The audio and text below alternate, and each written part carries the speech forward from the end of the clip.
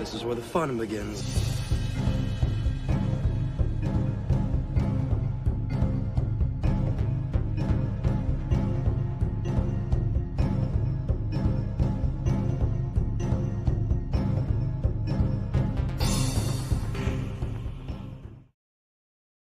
I'm telling you, this finale, it's unbelievable how tepid contemporary art seems compared to the passionate quality of this finale. So you have this like huge, it's like romantic nature painting, apocalyptic landscape of the lava. Lucas cross-cuts the destruction of the Senate chamber, and you have the destruction of industry going on. And then, after all these horrors, it is so beautiful. I'm saying, my God, nothing in the last 30 years in any of the arts has been produced as emotionally compelling and significant as the finale of Revenge of the Sith. As it was explained to me by George Lucas, even when he becomes Darth Vader and even when he's fully immersed in the dark side, he is still the chosen one. Hayden is Anakin Skywalker, and he knows this. So to have them bring all that knowledge, and it's more than knowledge, it's more instinct and emotional. They just know what feels right for their characters. It's invaluable. It's a very meditative process for me. Sometimes my mind wanders, mostly about the scene we're about to do. The difference between Anakin and Darth Vader, and is Anakin completely gone or not? He is fully Darth Vader, he's fully consumed by the dark side. But I like to believe that there's always a little bit of Anakin still in there. What kept you? When George announced that the show was going to be happening, I think it was, 2005 back in Indianapolis, Celebration 3. And he said that he was going to kick off the show, get you on your feet, and then he was going to step back. Is George still as hands-on as he's ever been? He was very hands-on in the beginning. I would see him more than once a week at times. I used to put like all the original designs, Anakin and Ahsoka, everything went through him. I would have them done and direct them to a certain point till I thought they were ready, and then I would show them to him and say, what do you think of this? But once we established the look of the show, he did step back to a degree, but you know, he will always be involved in the, he sees a story reel, which is like a very rough form of an episode, so he watches that, and then he gives me notes. He used to come in for those and we would sit together and watch them. Now he just calls me. Bitch, sit down. Be humble. Sit down. Be humble. Sit down. Bitch, sit down. Are you sure? So be it.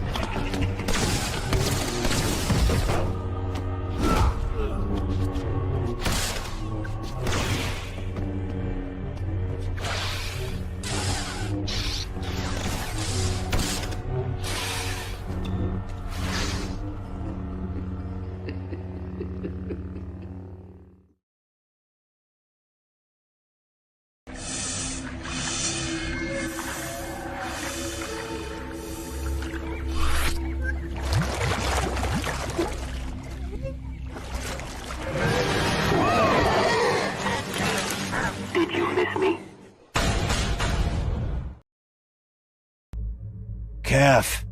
Lots of it. For me and for the ready room. I have a feeling this mission is not one we can fly in our sleep. Good morning, everyone, and welcome to Thursday Morning CAF Chat. Yeah, it's morning where I live at. If you are elsewhere in the world, well, I'm so glad you are here with us. And first of all, what's in your mug? What are you drinking? I do have my CAF, of course, with just a little bit of flavored creamer, and that is it. So how are you guys doing today? I'm excited because we are covering the fall of Coruscant. Now, do you guys know how many times Coruscant has fallen or been taken over by, I guess you could say, the enemy? Maybe the Sith. But do you guys know So we're going to cover that in the New Jedi Order lore. We are winding down on using the New Jedi Order source book as reference to events and stuff. And then I will be doing my own little research and writing it down. And maybe I'll type it out too and just have it as, usable notes and share it with those who, maybe want to use them later, kind of like a source, I guess you could say. So we are coming to an end of Star by Star. And man, this novel and this breaking point, I guess you can say, like even for the Skywalker family and the New Republic, the galaxy in general, some heavy stuff, some heavy stuff. So if you're here as a channel member or a subscriber, thank you so much for support. Hit that like button. If you are catching the replay, let me know that you are here. Say hello in the chat, or maybe just chat with me in the as this goes along, as you watch, and adding your own, insight and responses and stuff. I love it when you guys do that, even if I can only heart and read. You guys are freaking amazing. And then we are going to get into, of course, our Lucas Facts and Book of the Week and our Cringe Factor. Yeah. So we have a nice, good schedule going on here. So let's see who's in the chat here. And Soul Assassin says, one of our mods, thank you so much. Question for the chat. Which Jedi Master would you want to train for you from Luke's Jedi Order? So the new Jedi Order, Luke's Order, who would you want as your master? Kyle Katarn, Corn Horn, or Cam Selusar. So I guess he's asking between the three. Yeah, so let us know. Hello to you, Soul Assassin, and Gibbet21, a channel member. Thank you so much for tuning in and being here. Hello there, and good morning, and you too as well. And if you haven't become a channel member yet, what are you waiting for? I know. But why I'm saying this is because we have our book club coming up Sunday. Yes, I have to create the link, but we have our book club coming up Sunday. We're only in the third book of the Young Jedi Knights, so it's not too late to hop in and join us. And that's just one of the major perks that I have for you guys. I haven't really updated in the member chat or the member, qualifications, I guess, what you can get. I need to do that. But that's something that I thought of doing, and at fruition, just as in something fun to do with you guys, to a book club, a ever-going book club that we can sit and listen to and talk about, discuss in the chat about the books. And there's so much information, so much that we take in from it, not just the story, but continuity connections, because Star Wars is a single historical timeline that sprung from the movies. The movies basically are the foundation, but within that foundation, there is EU material that was put in by George Lucas. So a beautiful, synergistic type franchise, I guess you can say. Everything that is one single historical timeline. And what's so interesting and neat, if you didn't know this, that George Lucas got a world record award for so many books that are tied or come from the movies. Isn't that fucking amazing? That is amazing. All right, so let me see who else is here.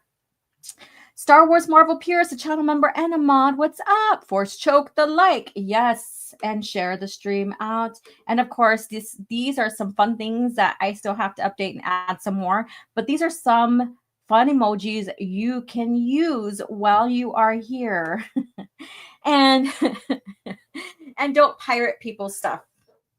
Don't pirate. If you're going to use something that you heard on someone's video, then reference them. Give them the credit. Maybe talk to them about that, details about that and stuff. There's that fair exchange right there. There's that honesty. There's something about that, don't be that person. Don't be that person. And CJ is here. Hey, hail OG, hail chat. Hey, how are you doing? Good morning to you. And Scran, like and subscribe and grab some CAF. Yes, grab a blazing mug of CAF because we have some stuff to talk about. All right. And then good morning, OG and Darth Toby. Darth Toby is around here somewhere. he is deciding not to come and participate right now, but who knows? He might come lay by me later. And then Gibbet says, "OG, do you know that Darth Maul fights a Yuuzhan Vong in the book Maul Lockdown?" Yes, I do. Yes, I do. Which is very, very interesting, isn't it? Like, continuity. It's a thing. And you know what? I need to play this. Let me see. I was trying to find it. I thought I had it saved on my computer because I was downloading videos that I can use here. And I just couldn't find it. But let me see. I will just go ahead and let me see here. I will pull it up from Twitter, I think. Maybe. Let me see. All right. It's from Lucy. It's a very interesting bit. Let's see here. Shared post. Let's see here. Where is it? Okay, let me click on it. All right. And if you have StreamYards, you're going to find out that either if you're not paying and you're using the free version, that there are certain stuff that you can't use anymore, which is, I feel so bad for people who use StreamYard to customize their own experience for their people, and now they can't use it. And then if you pay for it, they switched up like the screen share kind of thing. And so it's all weird right now. I opened it up to customize how I used to, and it's different now. So this right here, I'm going to play. I think it's very interesting. From the beginning, I had observed Star Trek. Mhm. They kept changing their thing over and over because they had so many books. But I thought one way to differentiate Star Wars from Star Trek was to maintain a continuity. So we tried to do that from the very beginning. This is a big plus when it comes to the Star Wars universe. There are always exceptions, but then these get retconned to make sense. But the continuity, like that, was always great to see. You read one book and then the next one comes out and that might reference the book prior. So you have it's like a continuous story, just like you said. And to this day, it's still being done, which is that's because there's now a database of all that stuff. That when I hired Leland to do that, because after a while nobody could remember. We even had a group of people. I remember one of the guys I met. People who. All right, so there's that. I just wanted to share that due to the fact that we always talk about when did continuity become a thing, a something that Lucasfilm wanted to take care of and maintain. And we also talked about how having a single continuity franchise was very unique and different.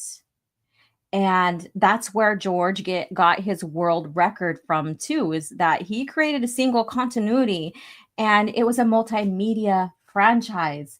And so that is a very interesting bit that I came about that, I thought I'd share here because it gives the experience. And she talks more about how, Sue Stoney would take notes and stuff like that and started creating the continuity and keeping track and stuff like that. And then, of course, Leland Chi then was brought in, like she said, to create the database. They needed someone specifically to keep track of all of that. So Sue Stoney created what is called the binders and the Bibles and all that stuff. And they also, referred back to Weston Games as well. And we know that George loved the Weston Games and also gave Weston Games to the authors to help keep continuity. So there was this huge team effort throughout Lucasfilm in the departments and stuff like that, including George Lucas with keeping continuity and also using Western games in the early years to help with that. So it's a very interesting and it's a very fun piece to have. So let me see what is going on in the chat. I haven't finished scrolling through saying hello to everyone. Let's see here. And we have Scran in here, like, of course, another mod, and CJ. Let's see here. And Double A, what's up? Double A, how are you doing? And let's see here, Derek Lopez. And yet, Deborah Chow made a show that is so horrific, it's embarrassing. Yeah, that's the thing. And she also used Beatty's notes and stuff like that. I'm sorry, but it's I think he is just coping because he wrote, and what he wrote was stuff for Lucasfilm to use. I guess Disney Lucasfilm, and it's theirs by property because they hired him to do that. And then they're like, no, thank you, and pushed him away or fired him or whatever. But anyways, yeah, I think it's a big cope. And then Dogzilla, what's up, Dogzilla? How are you doing? I just didn't put it in rough cut. Oh, you guys are talking about something. This woman gets it. Let's see here. Anti-gatekeepers, beware. Let's see here. And Zaggerot 315, how are you doing? And Matthew Godot. I wasn't surprised by the revelation that Rian Johnson hated the prequels. Disney actively hired prequel haters. Yeah, JJ and Ryan. Isn't that crazy? That was obvious, but YouTubers be surprised to make news. Okay. Yeah. And that's the thing is that you could tell he did not like the prequels because of how he had Luke talk about them, right? How he is like, oh, the Jedi failed us in the past, blah, blah, blah. No, that's not exactly what happened. They too were victims of Palpatine's manipulation, the Sith plan, the revenge of the Sith, right? And doesn't mean that they were bad. It just means that the circumstances that Palpatine set up actually, he was actually victorious with it. And the Republic fell, the Jedi fell, the Guardians of the Republic fell. That was the whole motive. But the motive too was also to get revenge against the Jedi. And he sure fucking did. All right, let's see here. The new Coruscant I know Coruscant being invaded multiple times, but only can think of 2 times it's been held by the Sith Empire and the Vong. Yes. Yeah, the Sith Empire. So I would say that Coruscant wasn't sacked by Palpatine when he became the Emperor. However, the Sith gained control of the capital. So there you go. So it wasn't necessarily sacked or whatever, but it was controlled by Palpatine as well. So there you go. After listening to the audiobook of Shatterpoint, it was interesting that Mace Windu had a vision of the Vong and an invasion of Coruscant by the Vong. I know. Isn't that crazy? It just gives me chills, like this synergistic kind of thing that we have going on under George Lucas' Star Wars, right? Pira says, there are Wikipedia warriors on both sides. You got that right, sir. You got that right. Beware the frauds. YJK Book Club. Yes, I know you guys are answering me from a while ago, like a few minutes ago, 5 minutes ago, and that's fine. I'm just going through and saying hello and just reading off. Cornhorn, no question. Okay, that's cool. Let's see here. Disney is trying to make Star Wars a multiverse so that Visions and Legos can be its own canon. They're basically non-canon, so I guess you could say that they are their own canon or what-if stories that are fun to watch and stuff like that. There's books like that. Matthew says, the Disney Star Wars video games are trash, but people keep on saying of Jedi Fallen Order is good. No, it isn't. And I can't really say anything other than I see it's a mixed bag. And Disney Battlefront 2 is one of the worst games ever made. I hate Disney. Give me LucasArts. Yeah, that's LucasArts too. That's one thing is that not many know or talk about what happened with LucasArts during, like, right before the buyouts and stuff like that. And even during the buyouts, it's something that needs to be documented, and maybe I should do it. I don't know. I have stuff there's a lot of stuff I want to do. All right. It's like I'm putting too much on my plate. And Diddly Squat is here. How are you doing? And follow me on Twitter.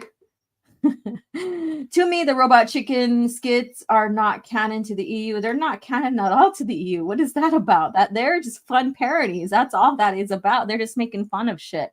All right, Star Wars Marvel purist. It's amazing how OG comes up with her own unique ideas and what to cover. USA, Malvin, and Grizzy do the same strange concept, right? That's what makes up the Gatekeepers Alliance, is that we all come together in one mission and we all have our own ways to contribute to it as well. You know, we're not an echo chamber, and we're not all just one single robot kind of thing going on here, right? So even Star Wars Marvel purist who gets into Marvel as well. And then he has his own way of calling Shields out. I don't necessarily do that here. However, I do bring to light on some bullshit that's happening.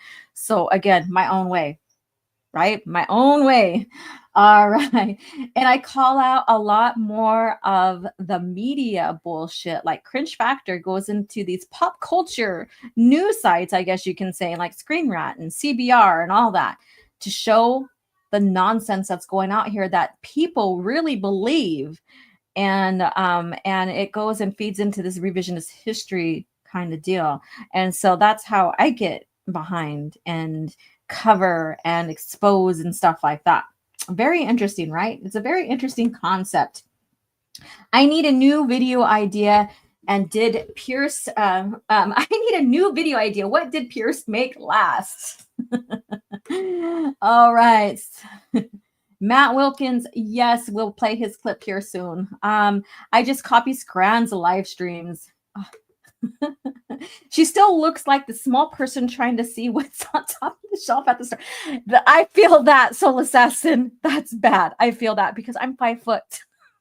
But when I'm on screen, I don't look like I'm trying to sit over. And she probably doesn't know how to adjust and how to set things up and stuff like that. But yeah, it's like you got to adjust the camera so it doesn't look like you're sitting at the kids' table.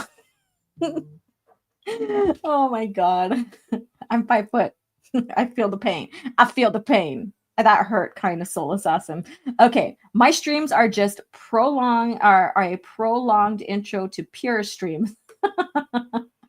And Diddly Scott says, imagine creating a continuity system with a multi-tiered canon system to keep everything clean, just so everything can become non-canon. But still canon. George Lucas era is canon because it was overseen and approved by him, and nothing can change that. Nothing can change that. Guardians of the Galaxy. All right, let's see here. Let me see here. I don't want to. MCU's Ironheart is an example of getting the girl boss to replace the iconic hero like Iron Man. Yeah, I've been following that a little bit. Iron Man. I love Iron Man, but I don't know. Like, I'm still, I guess you could say, casual fan when it comes to that. So I don't know in depth the stories that surround and link to it and stuff. So I can't really say much. Man, what an interesting concept, right? Not speaking of something you don't fully know and understand. That's crazy, right? That's crazy.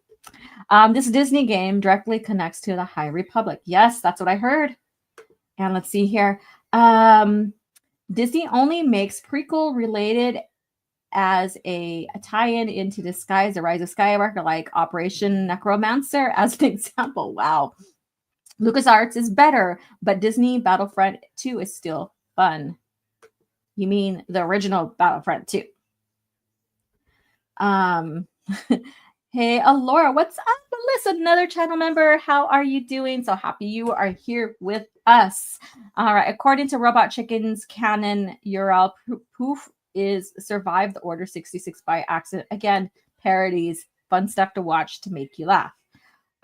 What? The elevator Palpatine skit is genius. Trooper. Yep, trooper. What's up? I'm going to have to pull up some of those just for the fun of it, just for us to laugh and have some fun, right? Now that you guys are making it a topic in here. I love it. Sitting on phone book to drive books to drive. No, I'm not fucking sitting on phone books to drive though. Okay. Or I don't know about. I can't say much for Lucy, but yeah. And Lucas Gerson is here. Greetings, everyone. The High Republic makes you feel high. Well, maybe we need to step away from that then. Don't want it to become an addiction and you start liking it, right? Okay. Diddly squat. No matter the argument of the EU was never canon, it was true. Why did Lucas bother creating a system like that? Yes, the EU was birthed through Lucas. Through Lucas himself. It wouldn't exist if it wasn't for him. Yeah, it wouldn't exist if it wasn't for Lucas. Let's see here. He wanted other creative ways to tell his story. Soul Assassin says, I mean, her camera makes her look like Jimby from the Pee-wee's Playhouse. I can't. Oh my God, you guys. Real ones will know that show. Yeah, I know what you're fucking talking about. Mecca like a high, Mecca Heidi ho.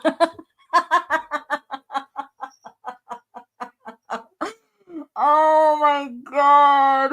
You did not just go there. Oh my God. I'm going to play something because I need to just I just need to regroup. Let me see what I could play. Here we go. The fate of the galaxy is now in your hands. With the new LEGO Star Wars Slave 1, you can load Captain Solo, arm your weapon systems, man the cockpit, and take off with the most feared ship in the galaxy.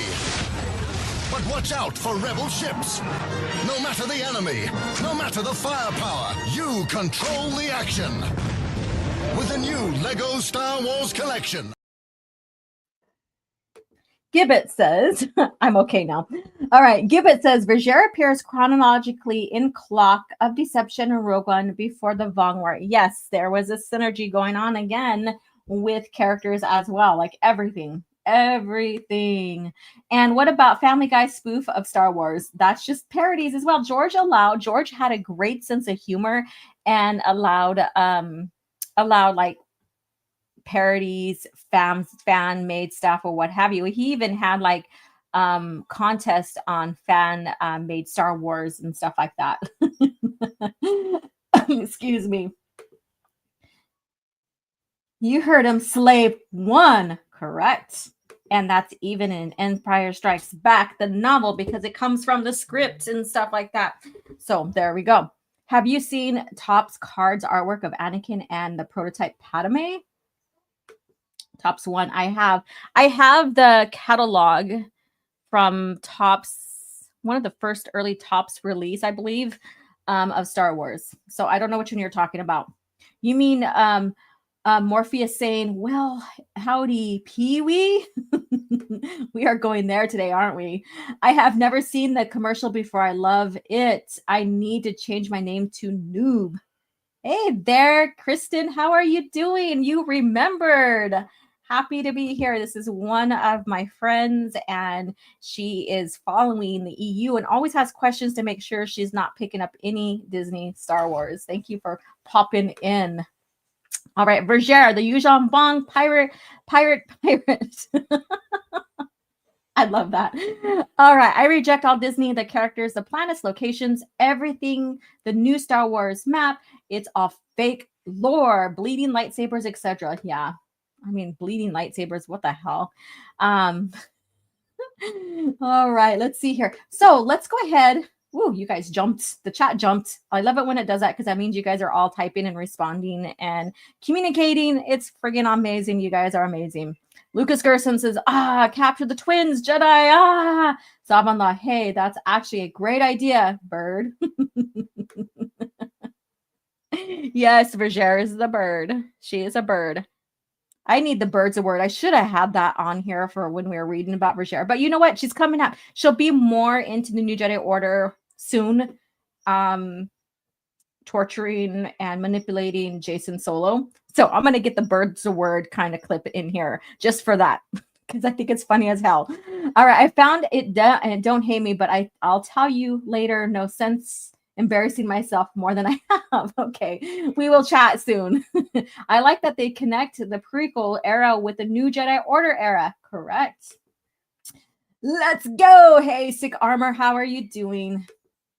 Let's see, leading, you mean bleeding lightsabers? What are they talking about? Like a carry version of Star Wars? We will talk about that. The Family Guy bird is the word. Yes. Yes. I mean bleeding. I have voice chat. I'm sorry. Don't you love using voice chat? All right, you guys. So with that being said, I don't think that my screen share little platform thing after they updated, it's not working like it's used to work. So I might not be as seamless as I have been since they updated the platform earlier to now. So, but we are going to get into Lucas facts. So let me see, since they rearranged everything in behind StreamYards, the platform I use, it feels like I'm a noob again. And then I may boomer something, but hey, we're gonna go for it. So Lucas facts, let's do this. That's great. It's gonna be great. That's gonna be great.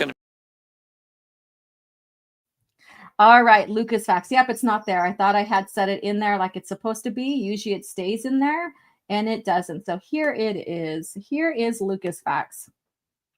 All right, so this I've already shared, and I'm going to share a video clip on this to my video. But, and I hate listening to myself and my own videos, but I'm going to share it anyways. So when ILM, and I'm just saying from when they seen it, when it was presented to them and when they seen it, when ILM team saw the model Outrider, they liked it enough to decide to include it in a scene of A New Hope. And of course, anything that's going to be added in George's movies don't make it in there if he does not want it, right? If he doesn't want it, then it doesn't make it in there. So there you go. There you go. So let me see. I should have had that clip ready for you guys that I wanted to share. So here I go, venturing outside of the regular tabs to find it. YouTube.com. And I should have put the clip in here because I made a short out of it, and it's a very direct short. And I should have downloaded it and put it in my clips, because you can add and delete. And but instead, I'm just gonna share directly from my channel as soon as I get there. As soon as I get there. All right. Do I want shorts? You know, I'm going to play the whole video. I think the whole video, it's only 2 minutes. And then so those you can listen and maybe refresh your drinks while you're listening and stuff like that. But I'm going to play the whole video. Let's see here. Whoops, that did not work. Wrong button. This is what happens when I don't have something ready like I normally do. All right. Okay.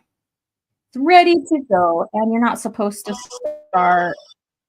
You're not supposed to start. All right, thank you.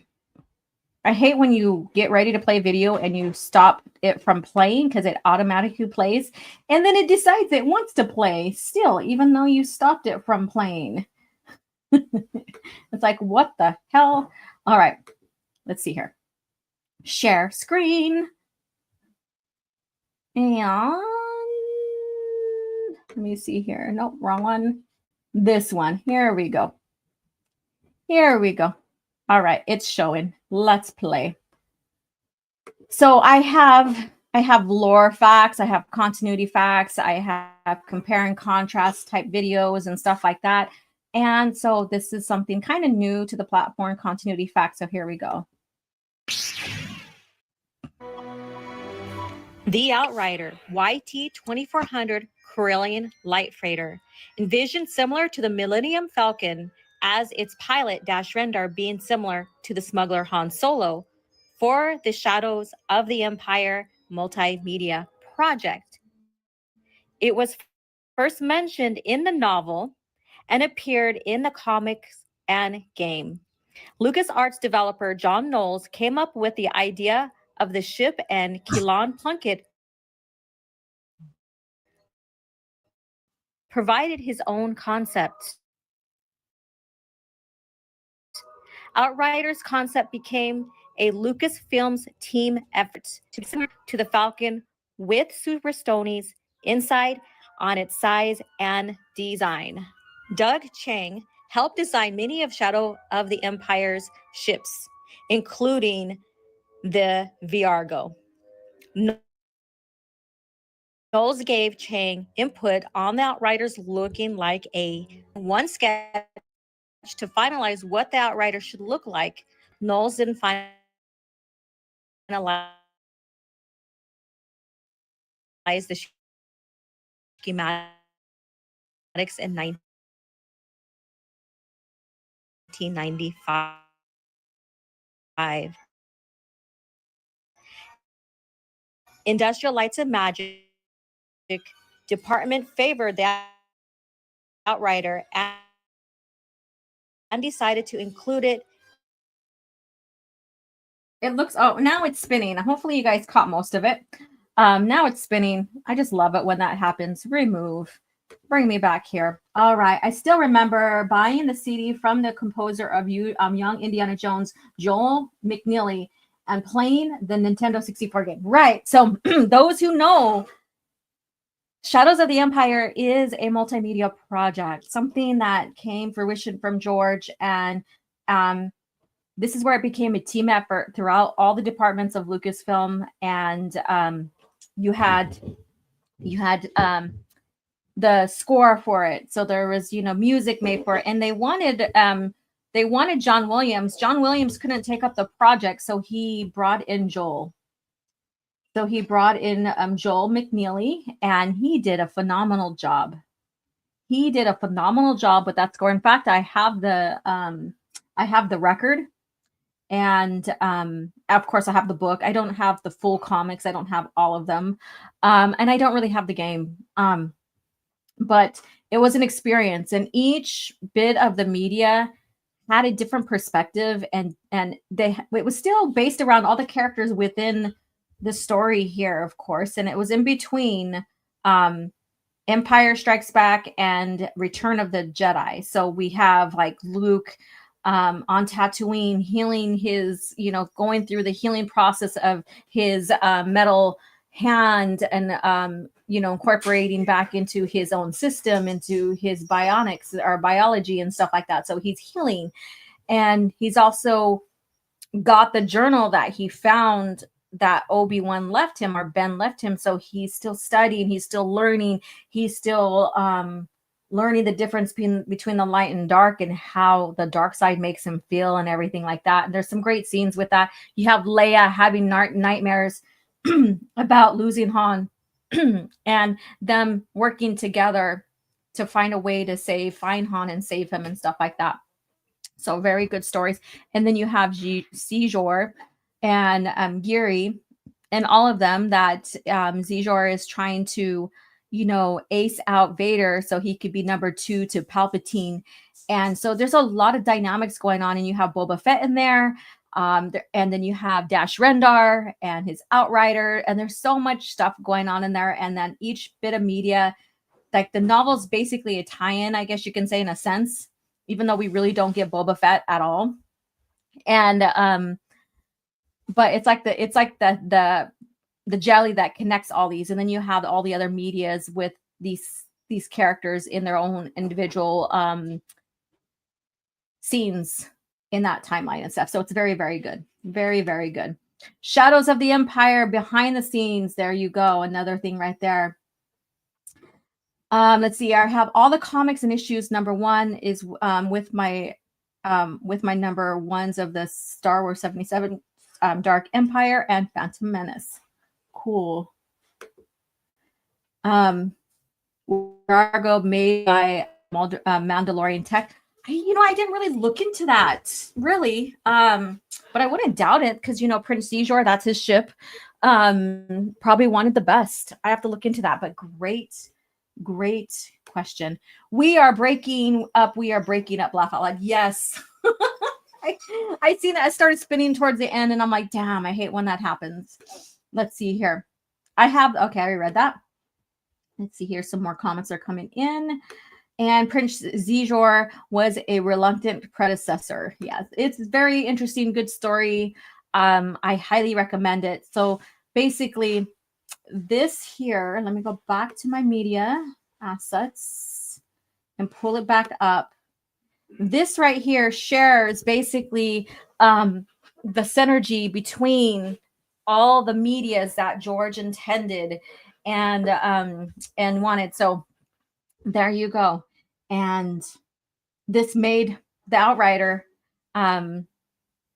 part of the foundation of the movies, right? So this was part of the foundations of the movies. And you're going to see and find out more about what was used in the movies to world build, because its continuity facts are going to go into that, because a PT is basically, you know, where we get a lot of the EU being used to help create the prequel trilogy, the, you know, and stuff like that. And so you're creating, again, you're linking between and connecting between the EU and the movies.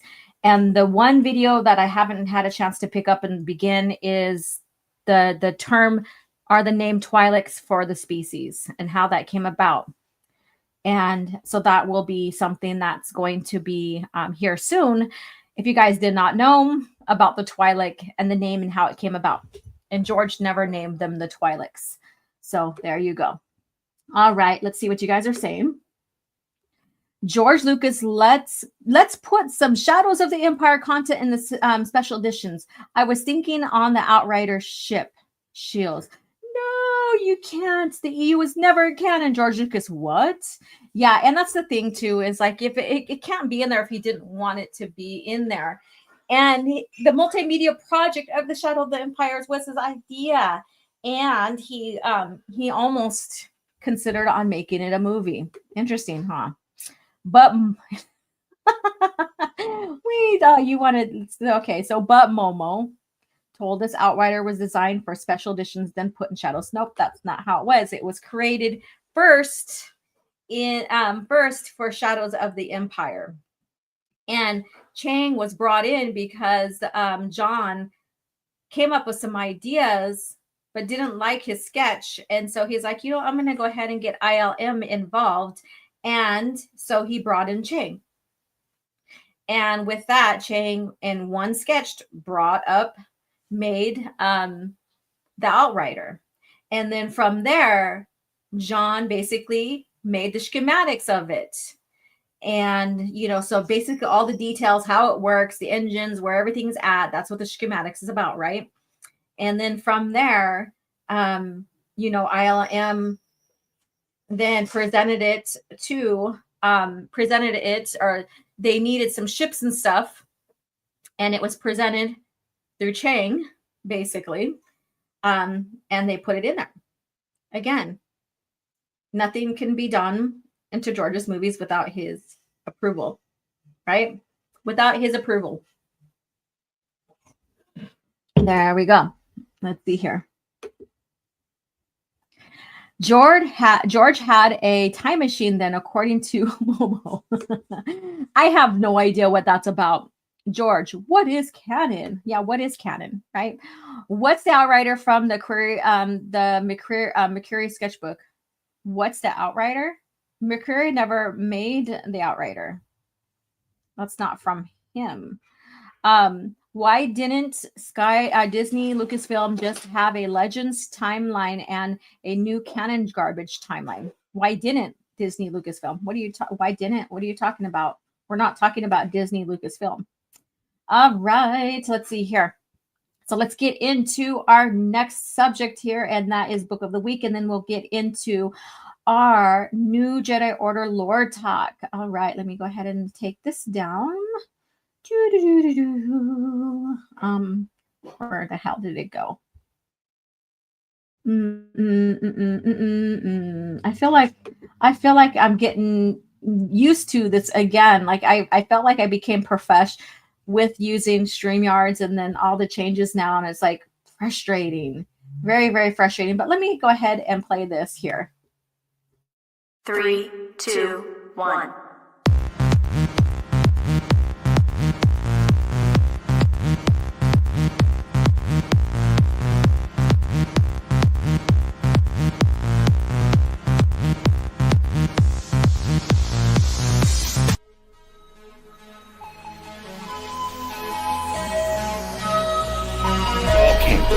Everything published was canon.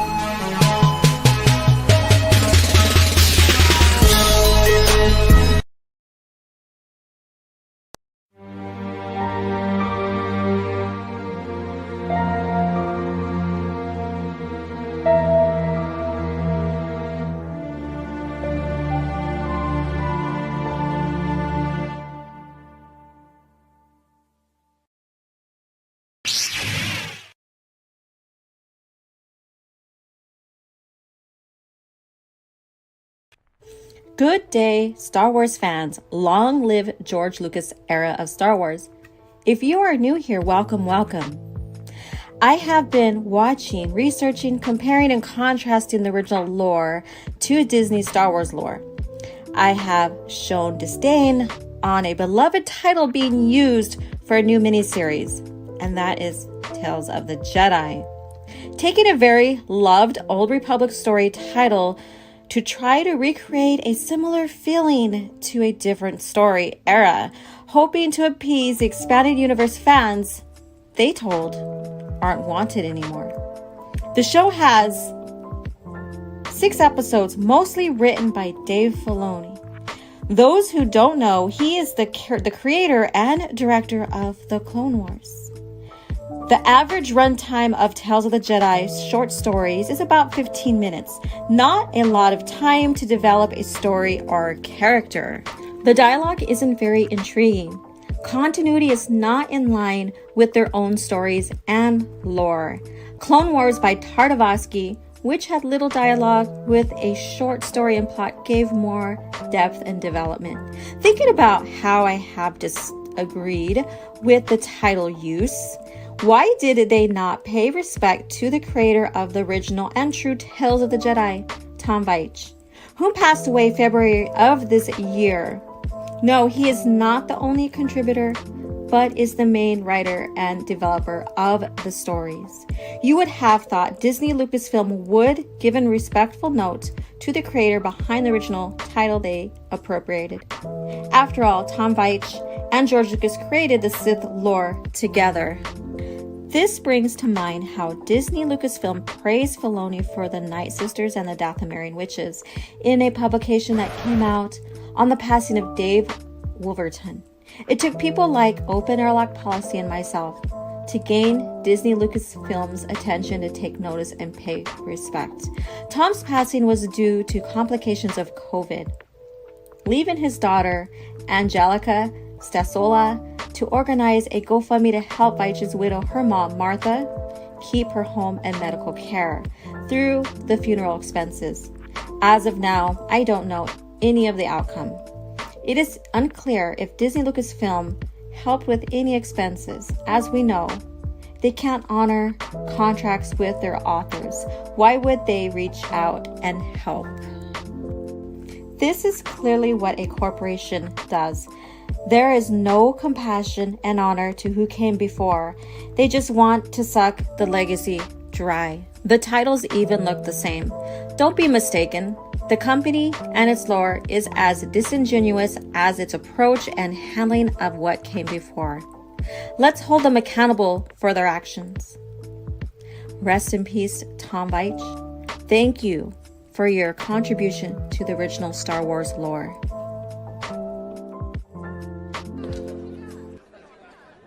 You want to buy some death sticks? You don't want to sell me death sticks. I don't want to sell you death sticks. Eventually.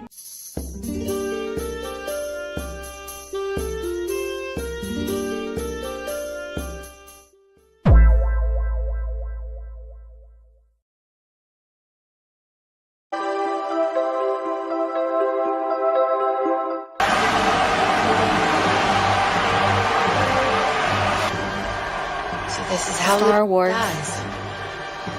With thunderous applause.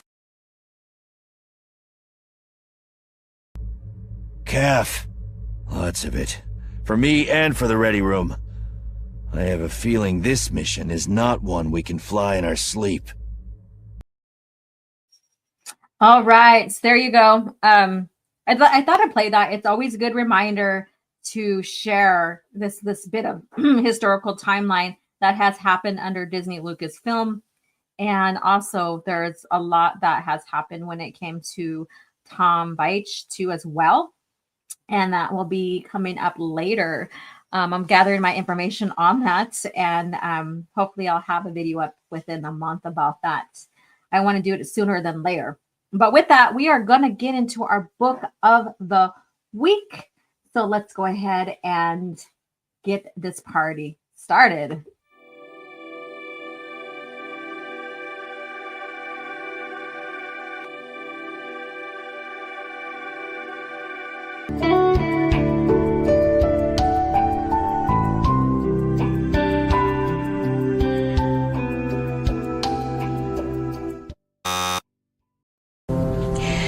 I hate to say it, but it looks like the item you're searching for doesn't exist.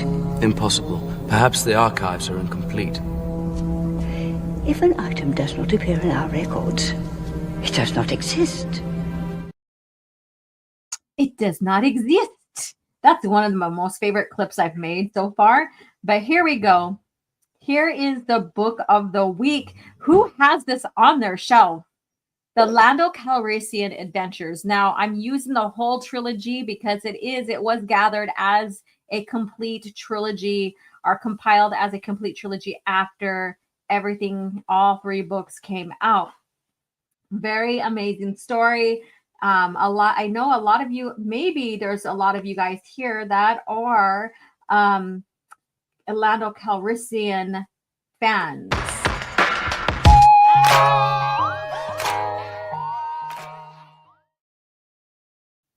All right, so Star Wars Marvel Pierce says, I still need to purchase these. Get them on your shelf if you can.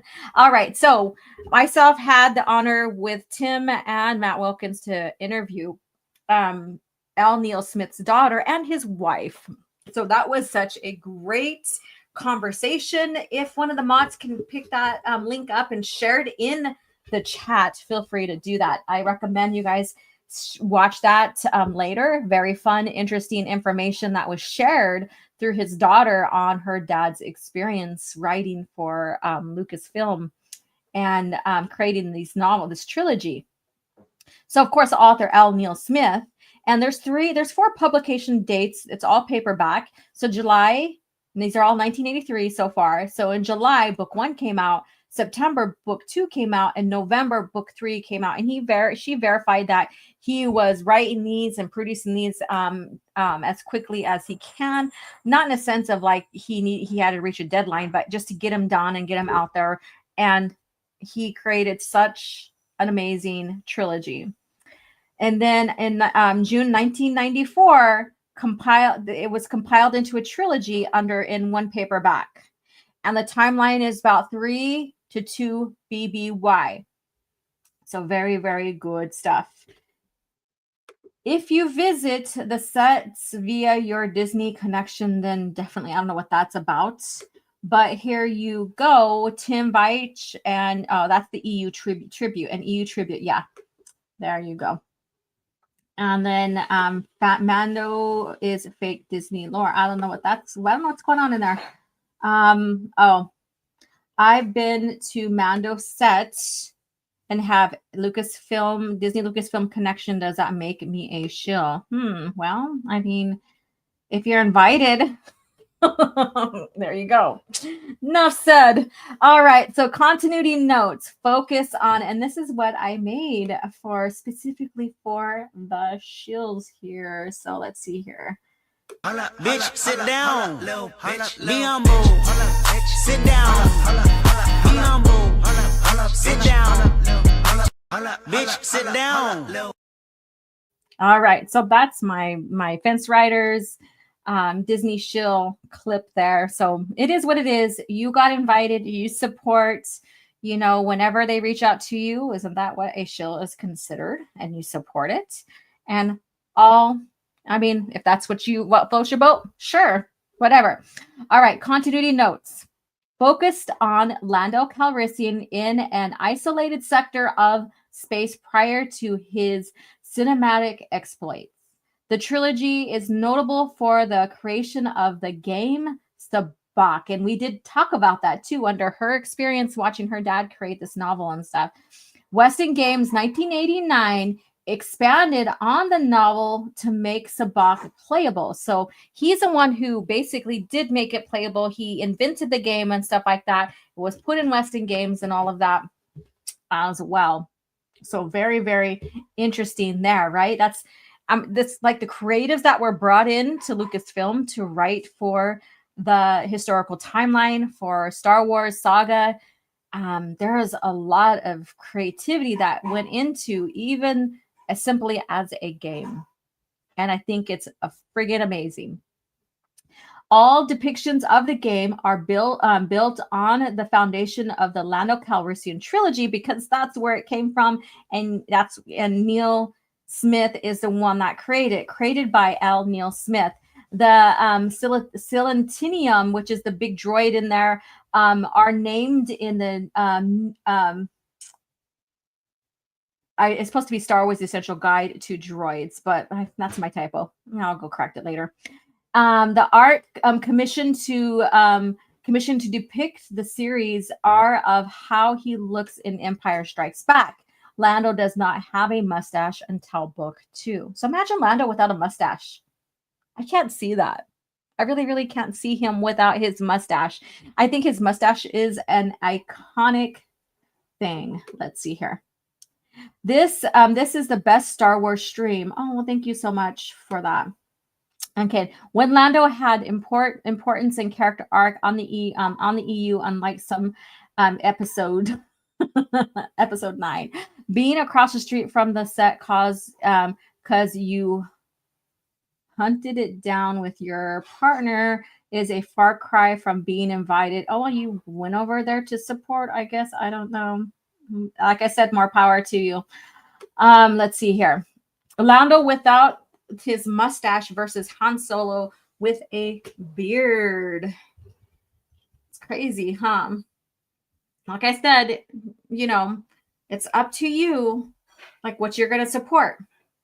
If you like pre-George and that's you're here to value, not pre-George, if pre-Disney, if you like pre-Disney George Lucas era and you're here to value it and defend it, avenge it, or whatever, that's cool. There's a lot of destruction that Disney has done to the property, even the foundation of the lore.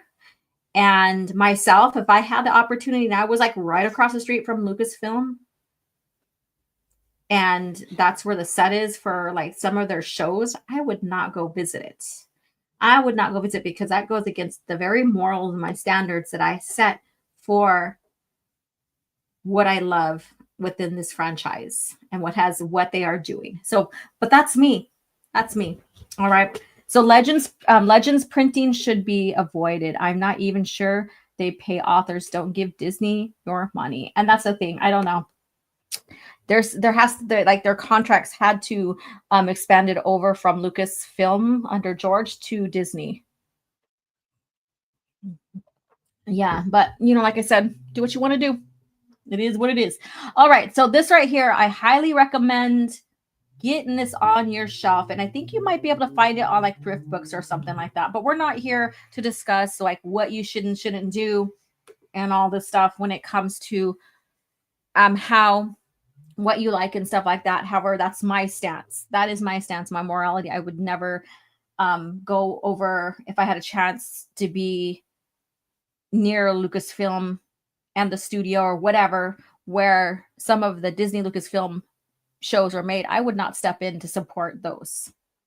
I would not step. Now, Skywalker Ranch, I would love to see George Lucas's library.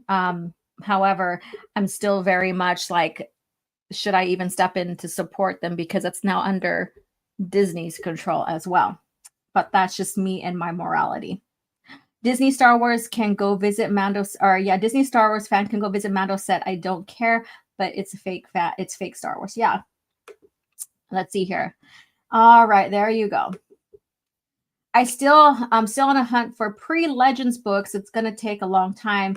You could start here. You can even go to other sources. I would also say locally, if you live in a bigger rural area or city, you can go into bookstores.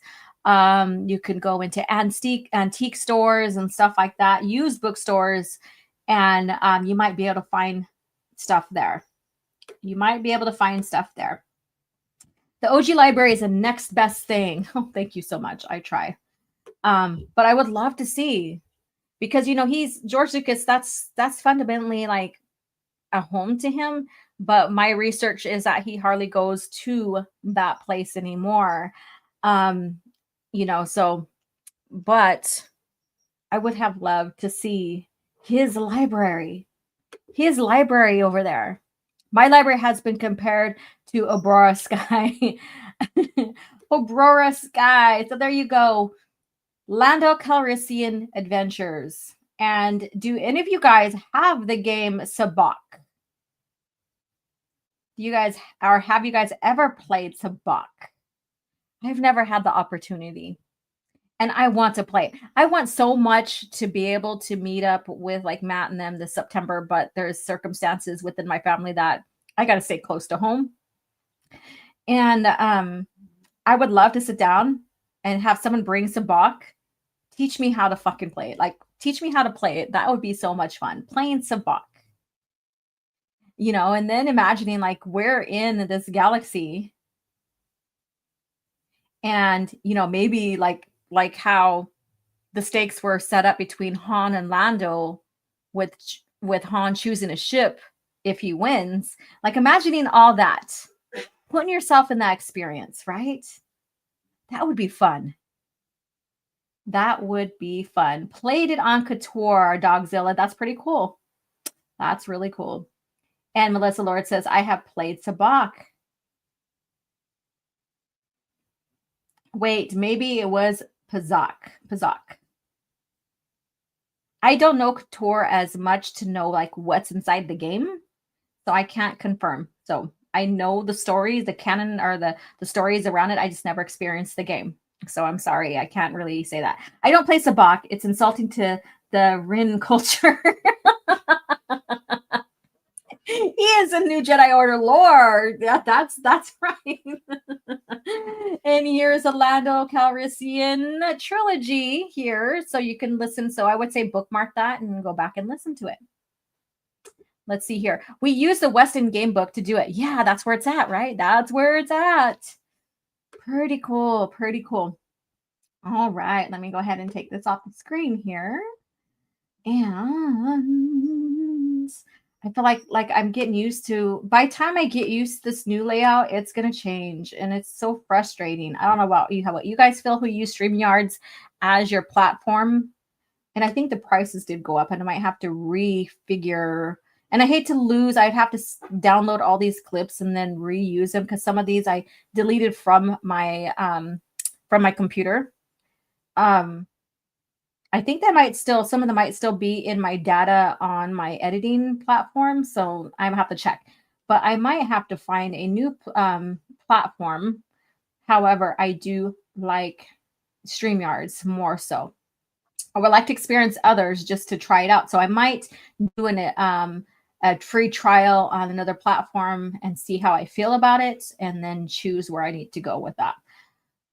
All right, with that being said, let's get into lore talk. But first, let's go ahead and hear from George about George. Jedi is something that came a little later. When we started building Jedis, we had a lot of Jedis, and we needed more and more Jedis. As we were doing them toward the end, we ended up with a lot of Jedis that looked like people that worked at ILM, with these short little haircuts and looked like they stepped out from behind a computer.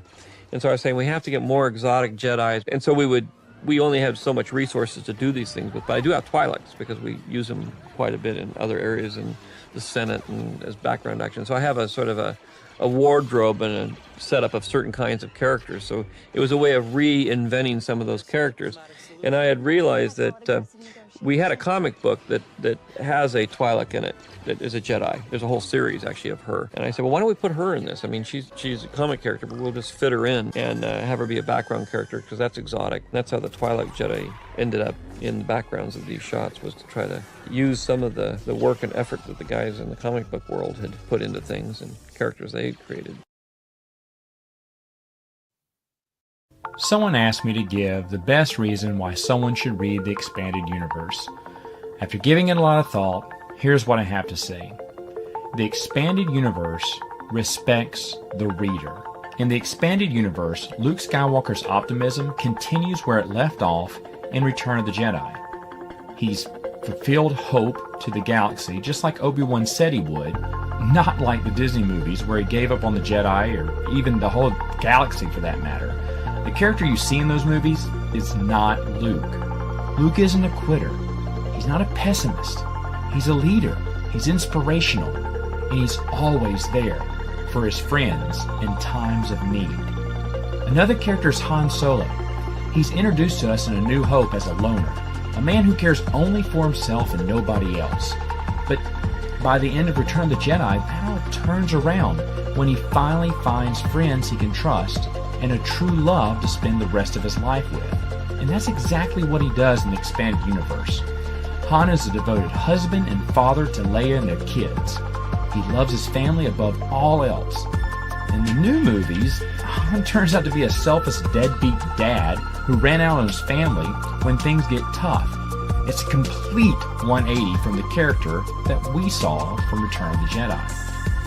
Now, another thing the EU does is it rewards its readers. Attention to detail when it comes to continuity has never been done at such a level as when it was performed by the Expanded Universe.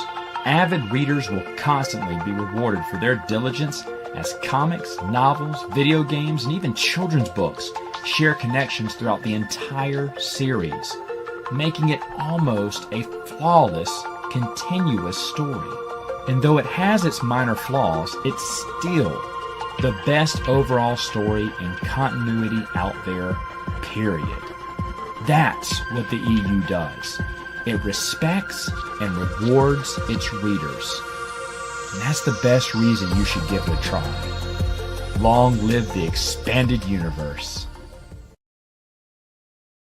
All right, long live the Expanded Universe. Yeah, so that guy, Matt Wilkins, you guys go, if you haven't, go subscribe to his channel. His platform is mainly Star Wars. However, he talks about other things too, and including games. And so he has this nice little playlist and reports on board games and stuff, which is very interesting. Like there's games I didn't even know existed.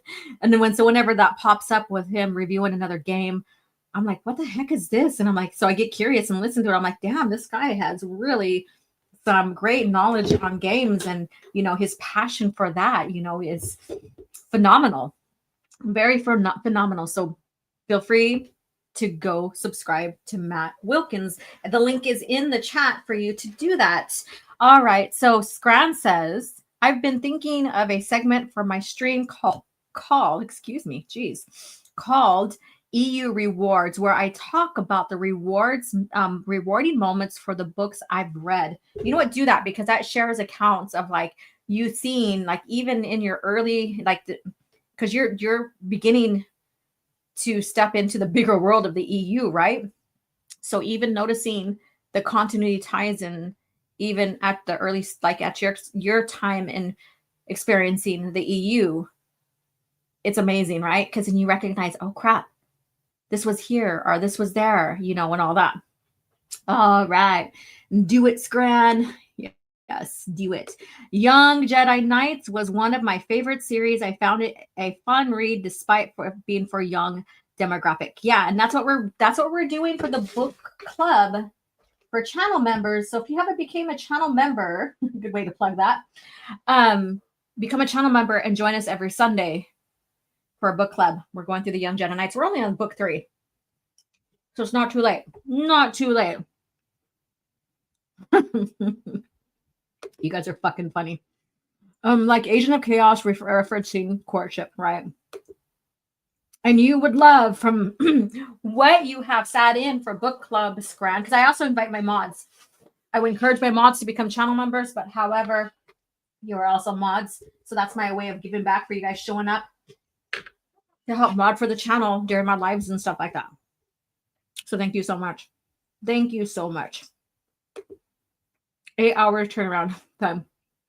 But Young Jedi Knights also has, call back to Dathomirian and all this other stuff, that culture. that, Wolverton has expanded on, created and expanded on. Very good stuff. All right.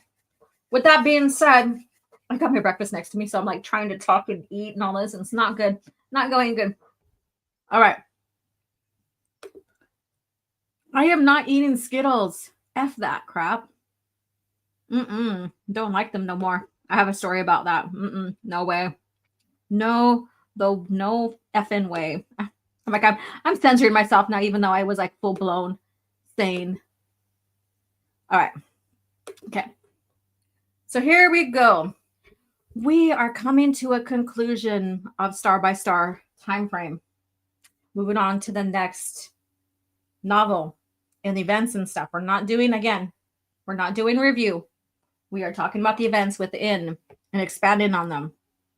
Now, before we move on to the next book, I am going to have a special stream about Anakin Solo.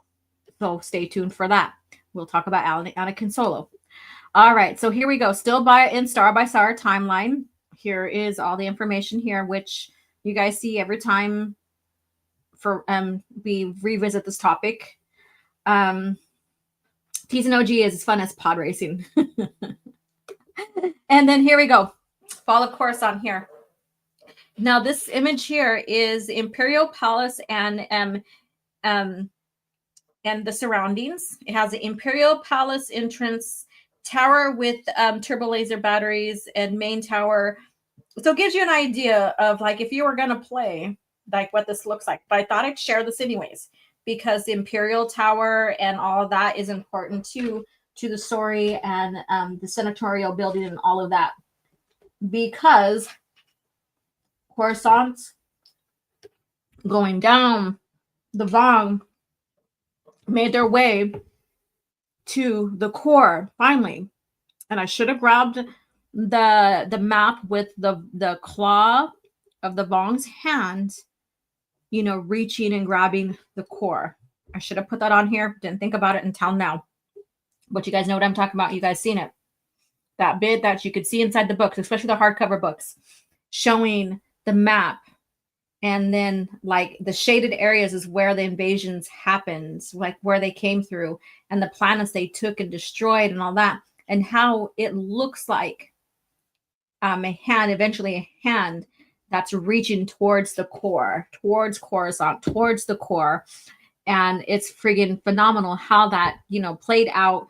Love the creativity that went behind him. It's kind of scary, right? All right. So let's get into it. So if you have the source book, it's on page 154 if you want to follow along.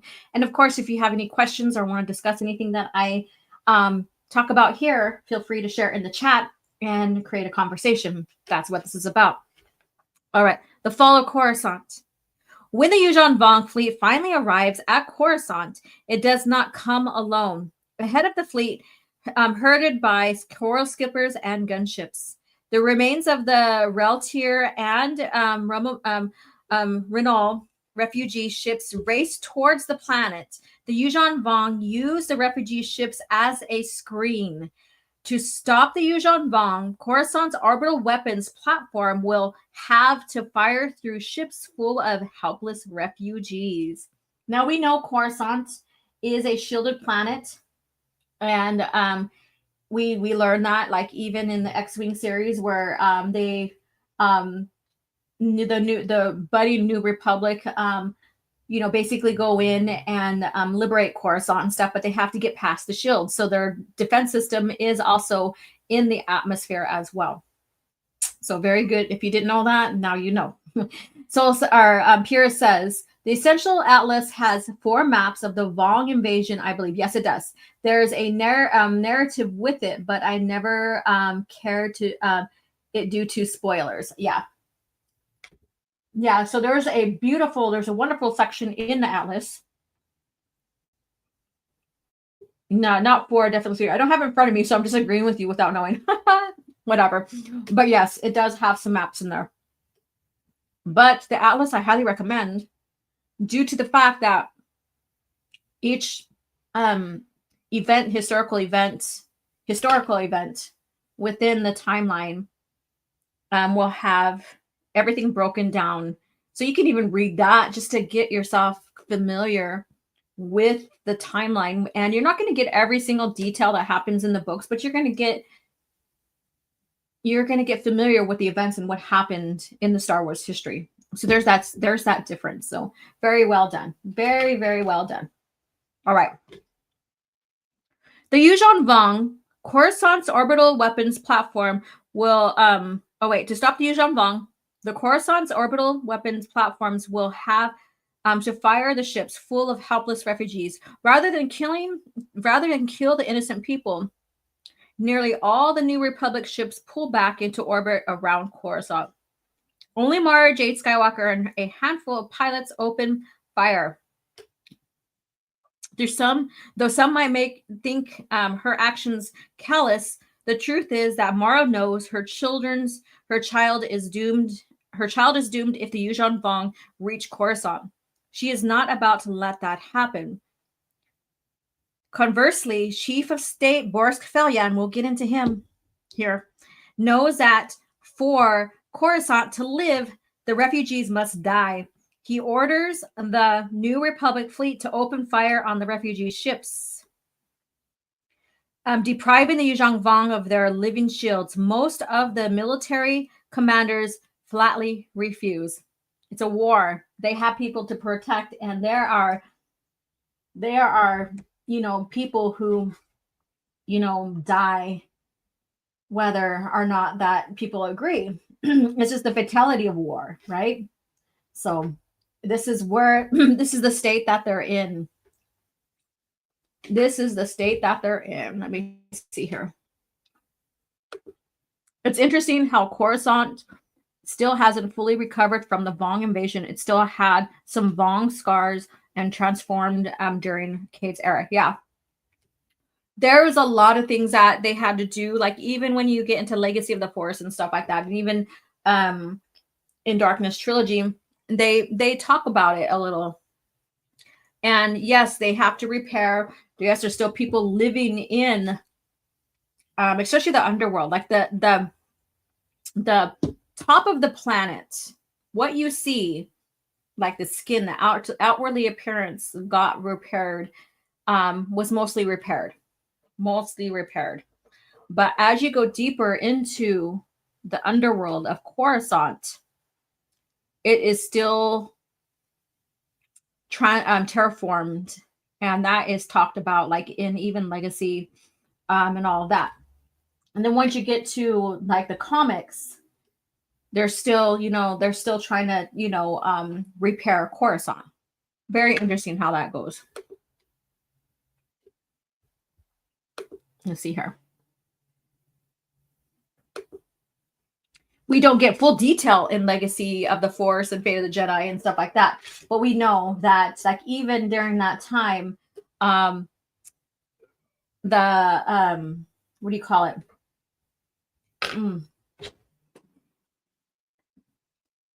The world brain. There you go. The world brain is still a living during Legacy of the Force and all that. She's still in there. All right. And then even like in Fate of the Jedi, when they're trying to escape the Mandalorians and they had to go deeper into the underworld part underneath the temple, it talks about how some of it's still not recognizable because of what the Vong did. All right. Let's see where I left off at. Boris Kafelian feels the remains of his power slipping away, even as the Yuuzhan Vong begin driving the refugee ships into Coruscant's planetary defense shields. Okay, with spectacular explosions overhead and the Yuuzhan Vong at the doorstep, the Senate crumbles as every senator suddenly becomes obsessed with personal survival. Many seize control of ships that their worlds or systems have provided for the defense of Coruscant. They flee, leaving the capital of the New Republic to defend for itself. Without clear leadership, military commanders issue contradictory orders. Coruscant's defense begins to fall apart. All men for themselves, right? Everybody for themselves. And this is what I was talking about when they decide to just go on their own. and take their fleets with them instead of like trying to defend the capital, trying to defend Coruscant and stuff like that. They truly give up on the galaxy in that sense. Get him, Dad, get him. Wow. Oh, okay. All right. So here we have it. The New Republic government falling apart. All senator for themselves, taking their fleets with them instead of holding and seeing, okay, we have this great defense going on here. We have all these fleets from all these various worlds here, and the Vong are coming to us. Is this a way we can destroy them, right? Instead of collaborating and working with each other, they absolutely flee and think about themselves. Think about themselves. And we see more of that as we go on past this point, in a sense. And so very interesting story there. Before the New Republic reforms back into a government, back into which we'll talk about that. But right now we're seeing the government fall. We're seeing the New Republic fall. Every senator for themselves. Exactly. Exactly. Everyone for themselves. And it's so tragic. It's like you got to think, okay, so what if they didn't take that path? Could they have defended the Vong? You know, and what, you know, it's like sacrificing Coruscant. You know, so there's so many different ways we can think about like what they could have done, how they could have done it, how they let their government fall, how they let everything fall to the Vong, like giving up, tuck their tails and giving up and leaving. All right. Now let's get into the fate of Ben Skywalker. It's not on the list here that I have. Like I have another slide screen here that I'm going to click on here. But the fate of Ben Skywalker. Han and Leia do their best to carry little Ben Skywalker off the planet when Vicky Shess appears again, trying to ambush them. Leia draws her lightsaber and attacks. In confusion, C-3PO carries the infant. It's swept aboard the escape shuttle. Vicky Shess chases after it in her private cruiser after disabling the Millennium Falcon with a well-aimed blaster cannon shot. Escorted by a pair of Yuuzhan Vong coral skippers, Vicky Shess, I can't stand the bitch, races towards the shuttle carrying baby Ben, pursued by Mara Jade and Luke Skywalker. Oh, she's got Mara after her, right? Streaking around the planet in the ships, Luke and Mara fight off a small horde of enemy vessels, using the Force to stay in contact. Still, they cannot intercept Vicky Shesh's ship or stop all the Yuuzhan Vong ships trying to overtake the shuttle before their horrified eyes. The Yuuzhan Vong frigate swoops in and captures the shuttle with the child aboard. In a desperate effort to reach Ben, Mara and Luke fight until their ships are chewed to pieces by the Yuuzhan Vong's attack. Together, they plummet towards Coruscant's artificial Western Sea. Meanwhile, Lando Calrissian performs an incredible feat of heroism, piloting his damaged Lady Luck into position behind the captured shuttle. Lando opens his cargo bay and releases a full company of UVH war droids. Go Lando, right? Led by UVH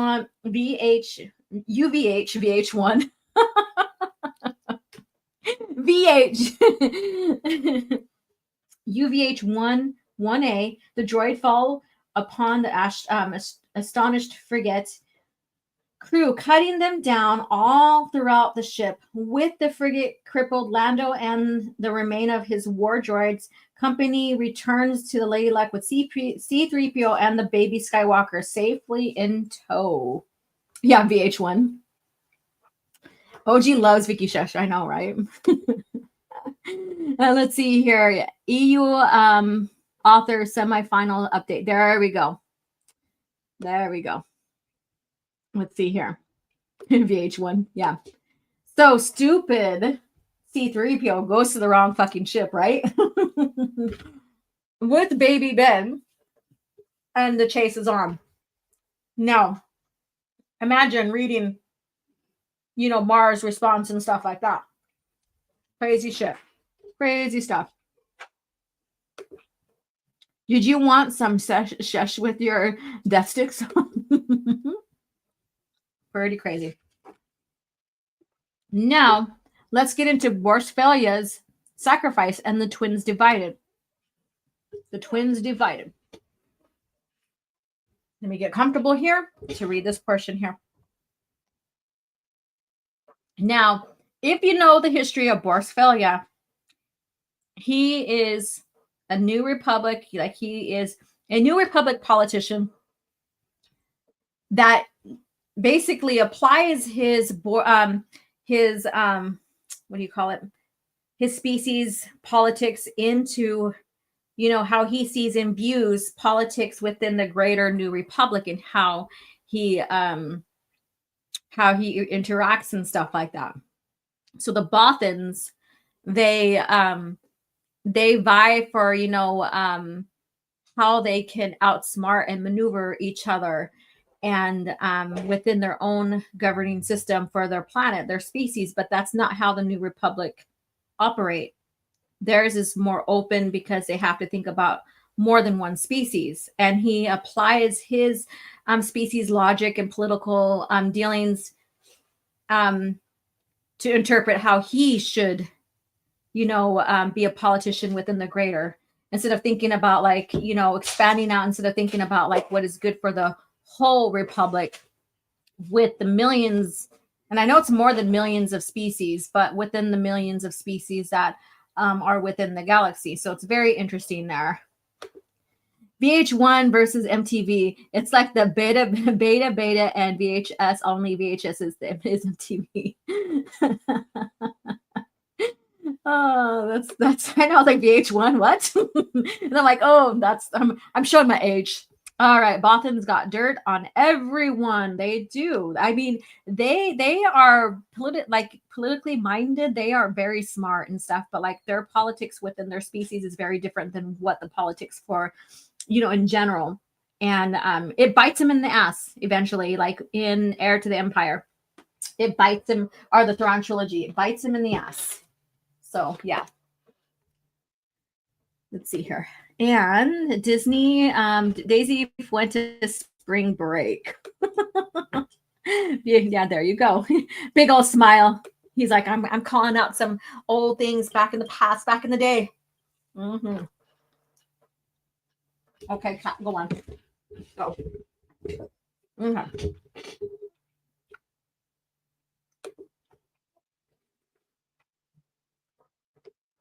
Remember when MTV and VH1 and all the similar music channels just used to be all about music?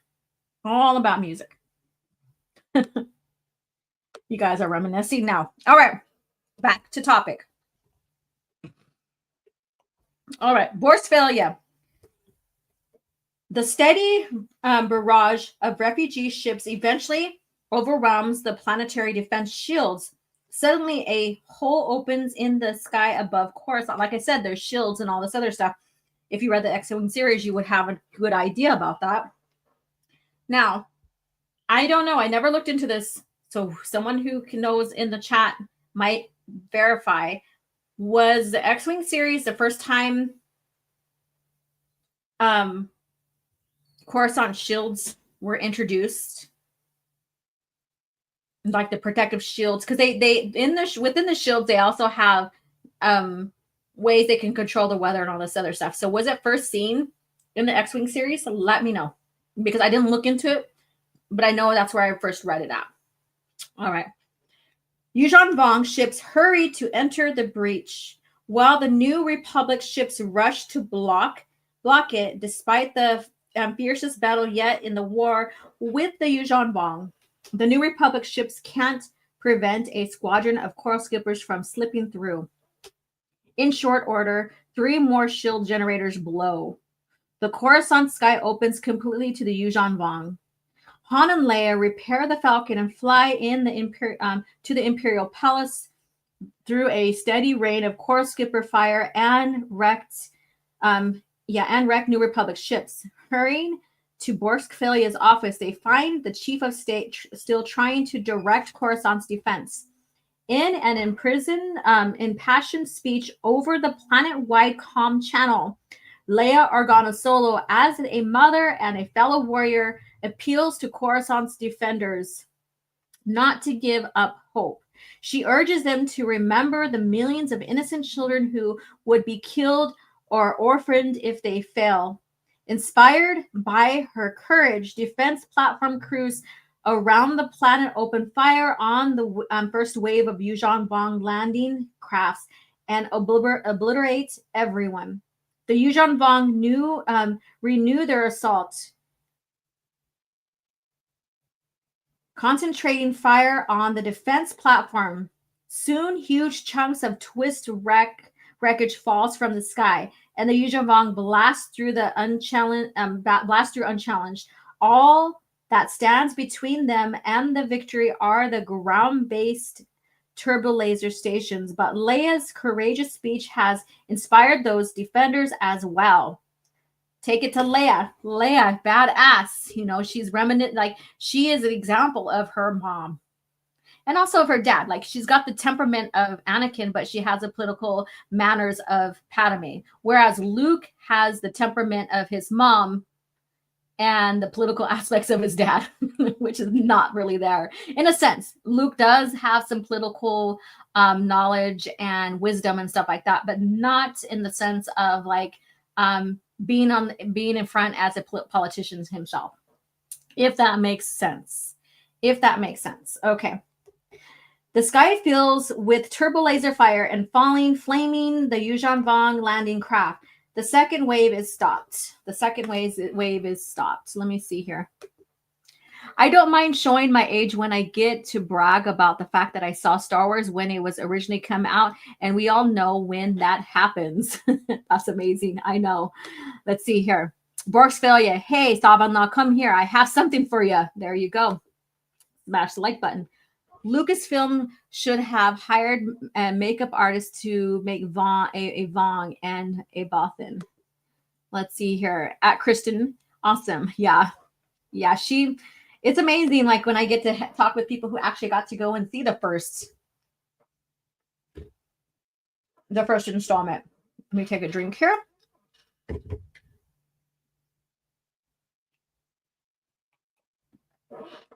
All right.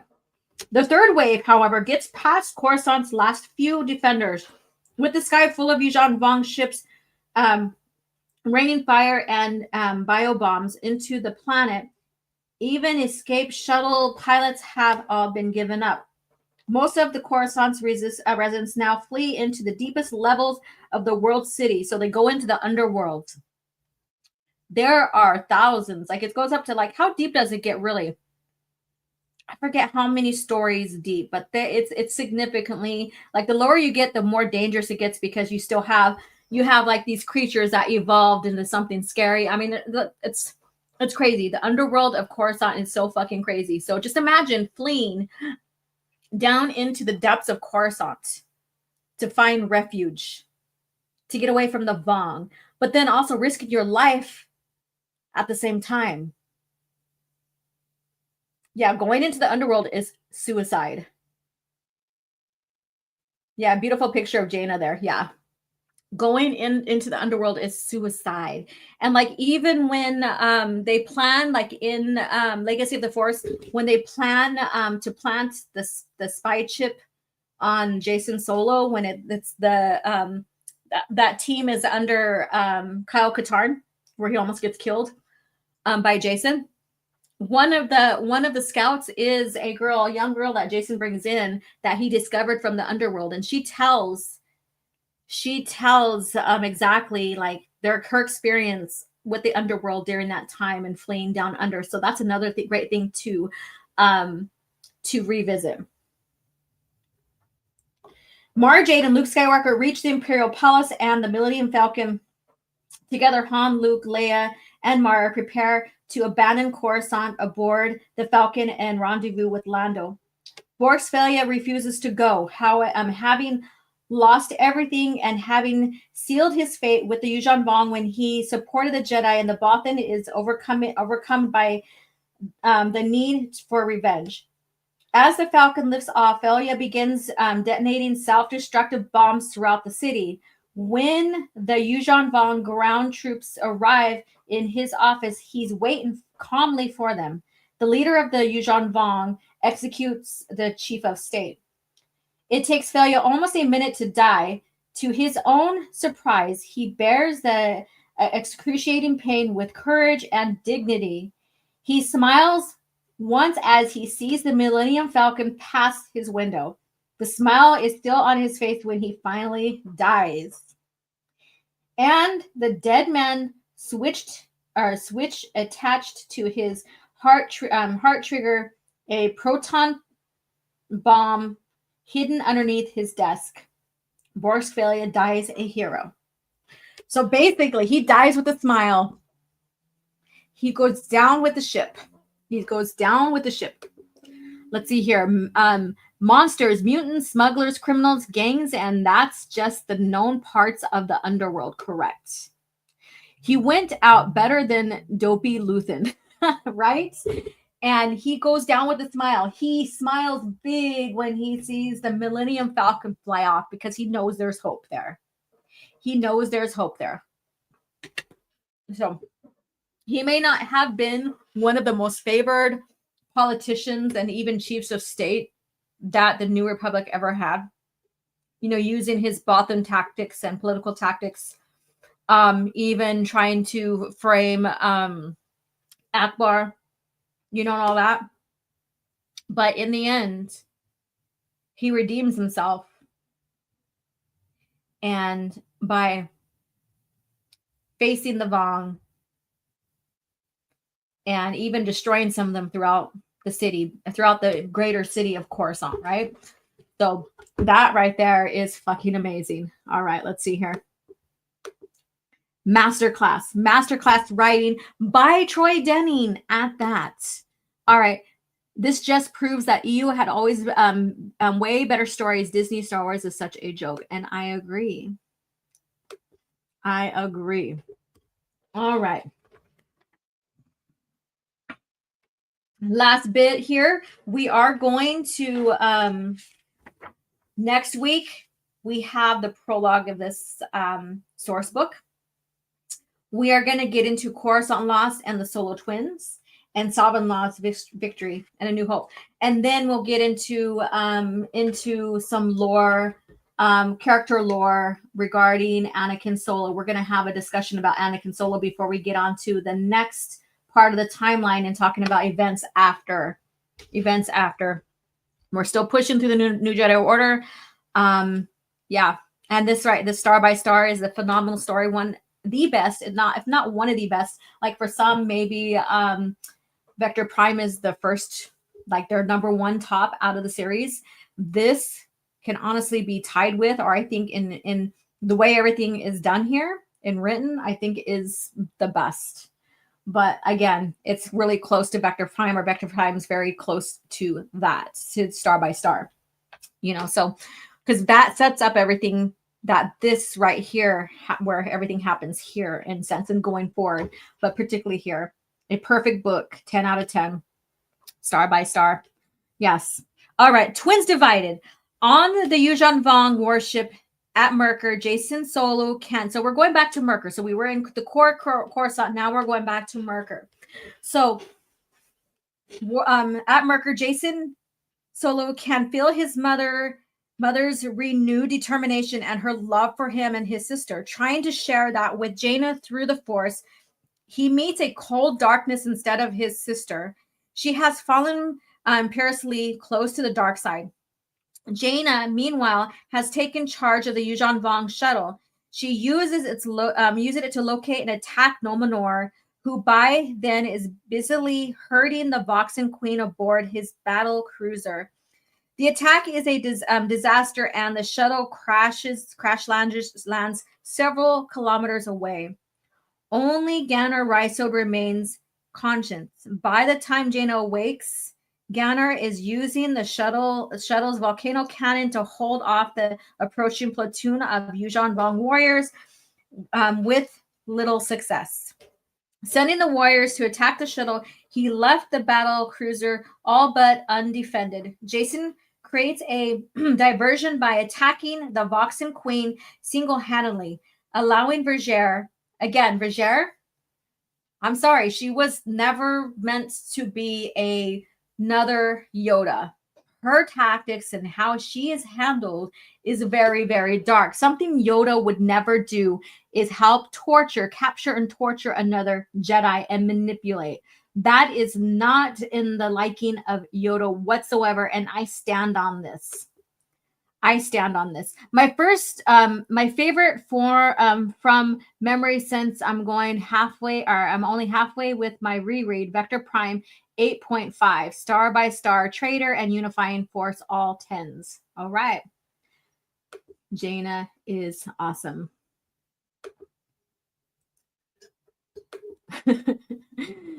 Force Light Jaina becomes a Pikachu. Yes, she is a twisted version of Yoda. She is a twisted version of Yoda. So this is where I can see how, you know, the authors writing after the New Jedi Order, seeing her the way they seen her. So they didn't set up Vergere very well as to be Yoda-like at all. At all. Sending all the warriors to attack the shuttle has left the battle cruiser all but undefended. Jason creates a diversion by attacking the Voxen Queen single-handedly, allowing Vergere, Tenno Call, and the other Jedi to capture the enemy cruiser.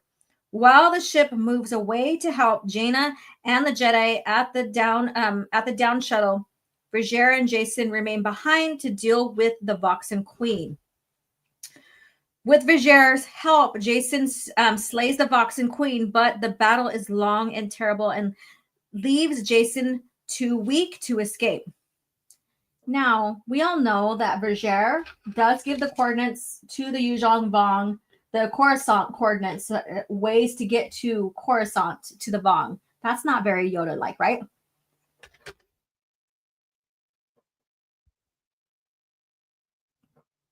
Although he begs Vergere to help him one last time, to hide him until the remains of the strike force can rescue him, the diminutive alien refuses and instead summons Nomenor, presenting Jason as her captive. Is that very Yoda-like to you? Is that very Yoda-like to you? After retrieving Jaina, Ganner, Lobaka, Zek, and the other Jedi, Tenno Call, and the remains of the strike team return for Jason, only to find him a prisoner with Nomenor's knife at his throat. Once more, ready to risk the whole team to aid a single member of their, they prepare to land until Jason, not wanting the deaths of any more of his friends on his conscience, waves them off. The last thing Jason sees of the other Jedi is his sister's face looking down at him. The darkness he sees in her gaze fills him with fear. Fills him with fear. So let's see here. I think while he's in the embrace of pain, let me see here. Yeah. Kate Skywalker has a creepy vision of her in Legacy. Is so cool. There's so, like I said, it all ties together. It all goes together, right? Jaina Solo is everything Rey wishes to be.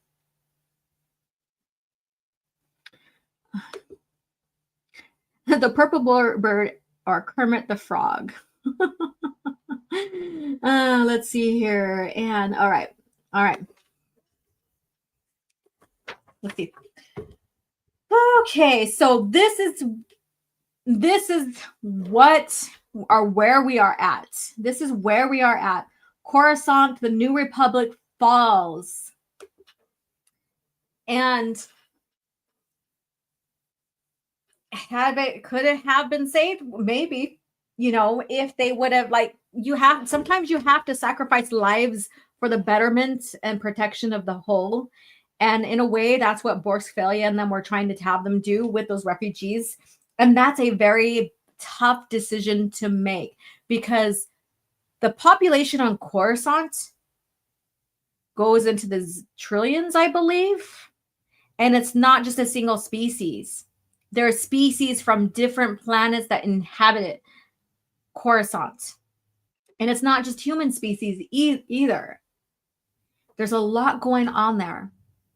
So those refugee ships are like a very, very, very small percentage compared to the population of the planet and even the galaxy, because the planet there, everybody in the galaxy is looking towards Coruscant for help, guidance, all of that. Once it falls, the morality of the whole galaxy falls. And that's what happened.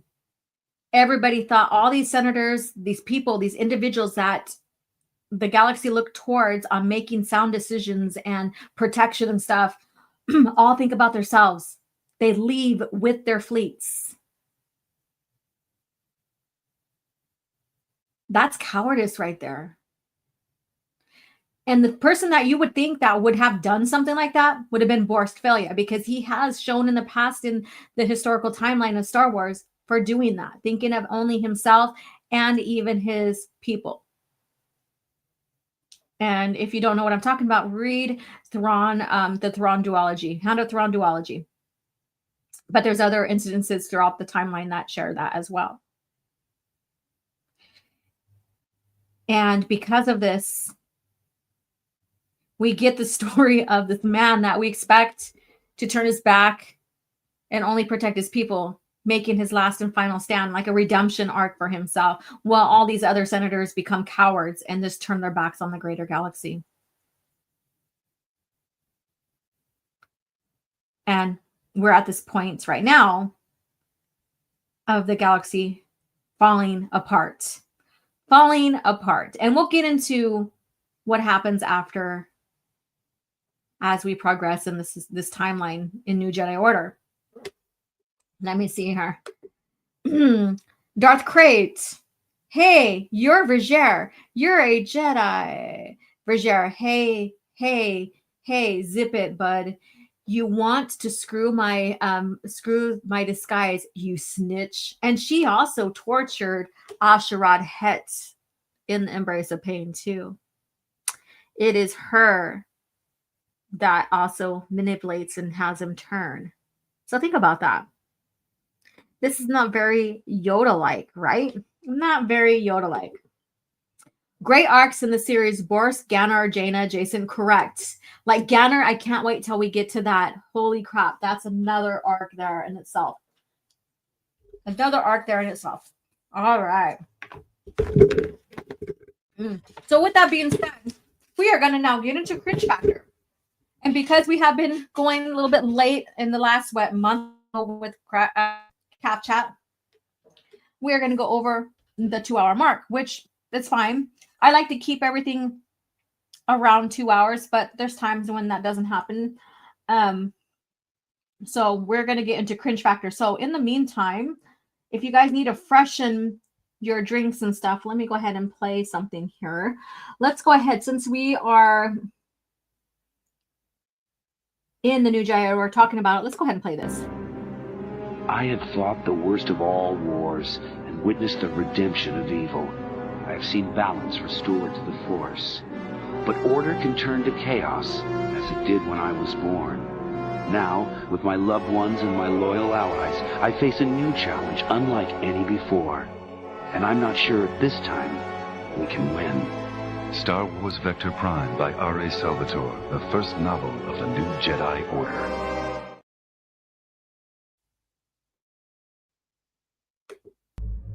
CAF. Lots of it. For me and for the Ready Room. I have a feeling this mission is not one we can fly in our sleep.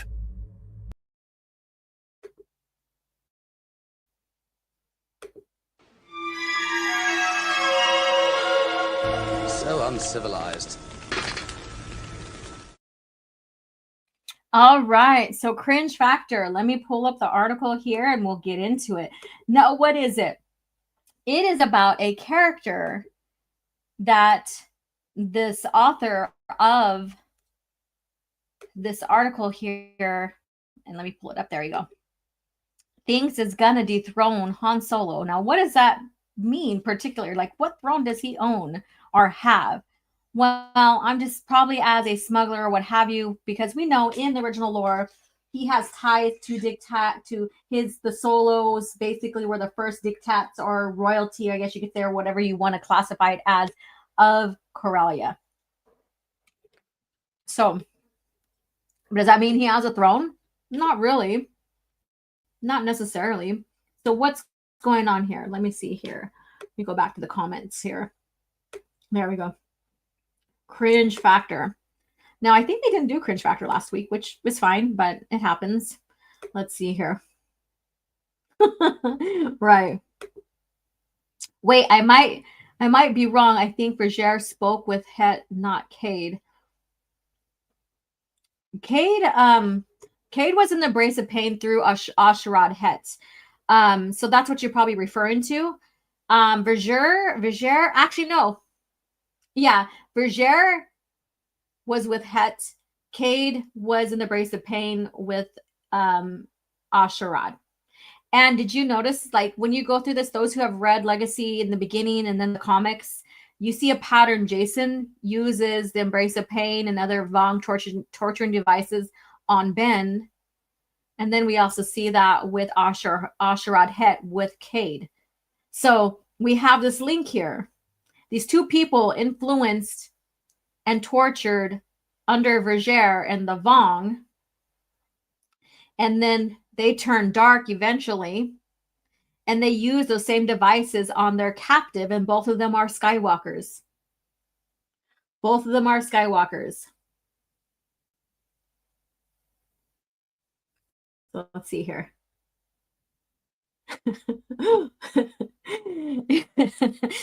Cade enjoyed the Embrace of Pain, Dan Heathen. Yeah, he was something else. He was something else.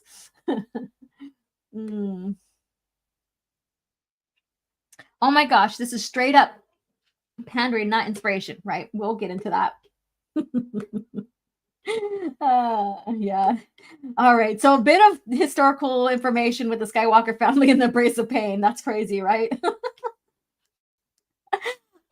That's crazy. All right, so let's get into this cringe factor. I told you guys this might be one of the biggest ones we've ever done, but you guys will determine that after we get through this, and we'll see what you say.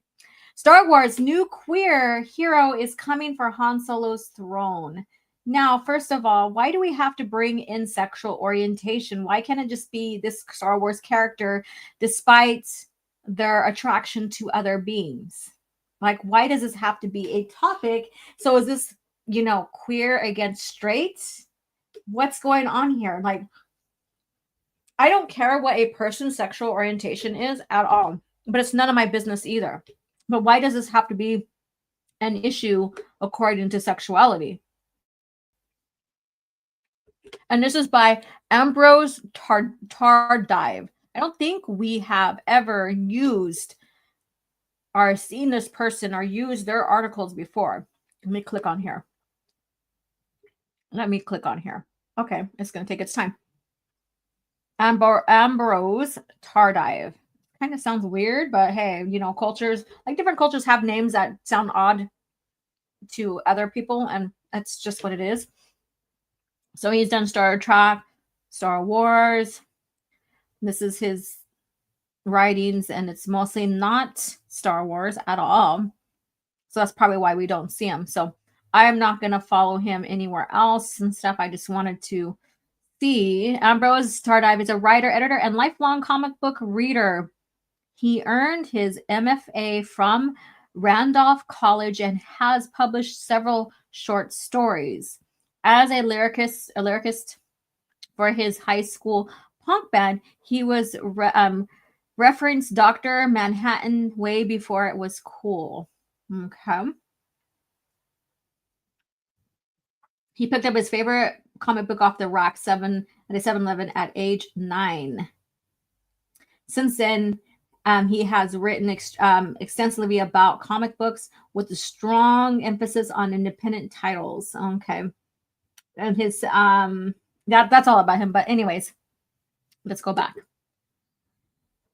So this is the character, and I shared the tweet about her as well on Twitter, Twitter, X, whatever it's called. So warning, spoilers ahead for Star Wars number 3. I don't think you, so this is Disney Star Wars, so I don't think you guys even care. Star Wars just officially confirmed its newest queer character, Rin Zanat, an X-Wing pilot and former spice smuggler who is seemingly being set up for a significant role moving forward as the franchise continues to establish its new post-Return of the Jedi paradigm. That's an interesting word, paradigm. As the sequel era commences, Rin is already establishing a fan base after just a few issues. So there you go. So this is one hint to why this author says that she's going to dethrone Han. So she was a spice smuggler before, and a pilot before she became an X-Wing pilot. So there you go. So there's a bit of hint right there. What do you guys think? Disney Star Wars number 3, written by Alex Segura, was art by Phil Nato, reveals that the Rin Zanat is in a relationship with Priti, so that sounds like very Indian Hindu kind of name, Priti Delmin, a member of her squadron who she calls for reassurance after losing Luke Skywalker, quote unquote, losing Luke Skywalker. Well, in Disney Star Wars, everybody loses him and he always takes off, so that's nothing new. So this is the comic here. And if you guys can read it if you want to, I shared it on Twitter. It's just both of them talking and encouraged. She's getting encouraged. And I guess they're in a relationship, which doesn't matter. It doesn't really matter what her sexual orientation is. When it comes, it's like sexual orientation is not the thing I look for in significance of a character at all. At all. It's a small but noteworthy moment, helping readers acclimate to this new character, offering some brief insight to her background story and her personal life. Okay, but again, it's not a big deal. Her sexual orientation. I mean, no one made a big deal about Han and Leia's sexual orientation, so it's not a big deal. I mean, as far as I know it, there was never anything written about the relationship like, oh, they're straight beings and they are in love kind of deal, like in that way. Going into the sexual orientation. Star Wars confirms that Rin Zanat and Priti Delmin are the franchise's new queer power couple. And that's what they want to focus on, a queer power couple. Okay, well, I mean, I don't think a lot. I mean, growing up under Star Wars, that was nothing that I even looked for the story, was a person's sexual orientation as a part of the story, as part of a power couple. Let's see here. Lucas Era did it first with the two Mandos in a relationship, correct. And I have a short on that one, I think. We have to remember sexual orientation is a part of the character, not all the characters. And it doesn't really matter, really. It doesn't. Let's see here. Funny how every Disney character has to be a former something to or attracted to some other to the same gender.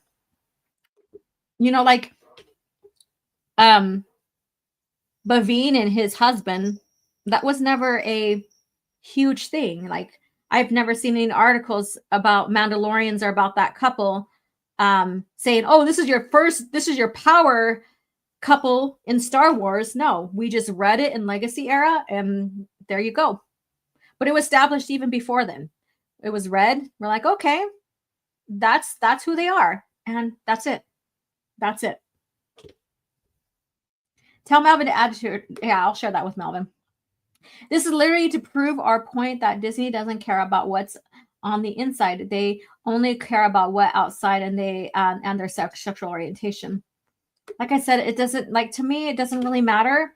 Like I said, like using Like even with pronoun situation like Oral from the X-Wing series, he talks, and I think third person pronouns, I guess you could say, in a sense, where he talks of himself, about himself and stuff, until he accomplishes an honorific. Like he does an honorific, and then he can talk about himself as I am and stuff like that, as a being and stuff like that. So that's just what his species does. And that, again, was never really a big deal. And it was okay. So when is this now significant to us, the story? Yes, Quentin, a queer power couple. So when, yeah, the Gand. I was trying. Thank you so much. I couldn't figure the name Gand, but Oral thing is a Gand culture, correct? And that's the point here. And it was never a big deal, and it was never a highlight of a story. Never a highlight of the story. Even with straight sexual orientation, it was never a highlight of the story. Never. All right. Okay, this is okay, kind of like with the shading and stuff like that. I would say that I would make a couple of corrections. That's just me critiquing the art, but in quick, I could say a lot more, but I'm not going to. That's not what it's about. As Preeti reminds Rin in Star Wars, Disney Star Wars #3, the latter is a lifelong rebel one who experiences smuggling spice as mirrors Han Solo's checkered past.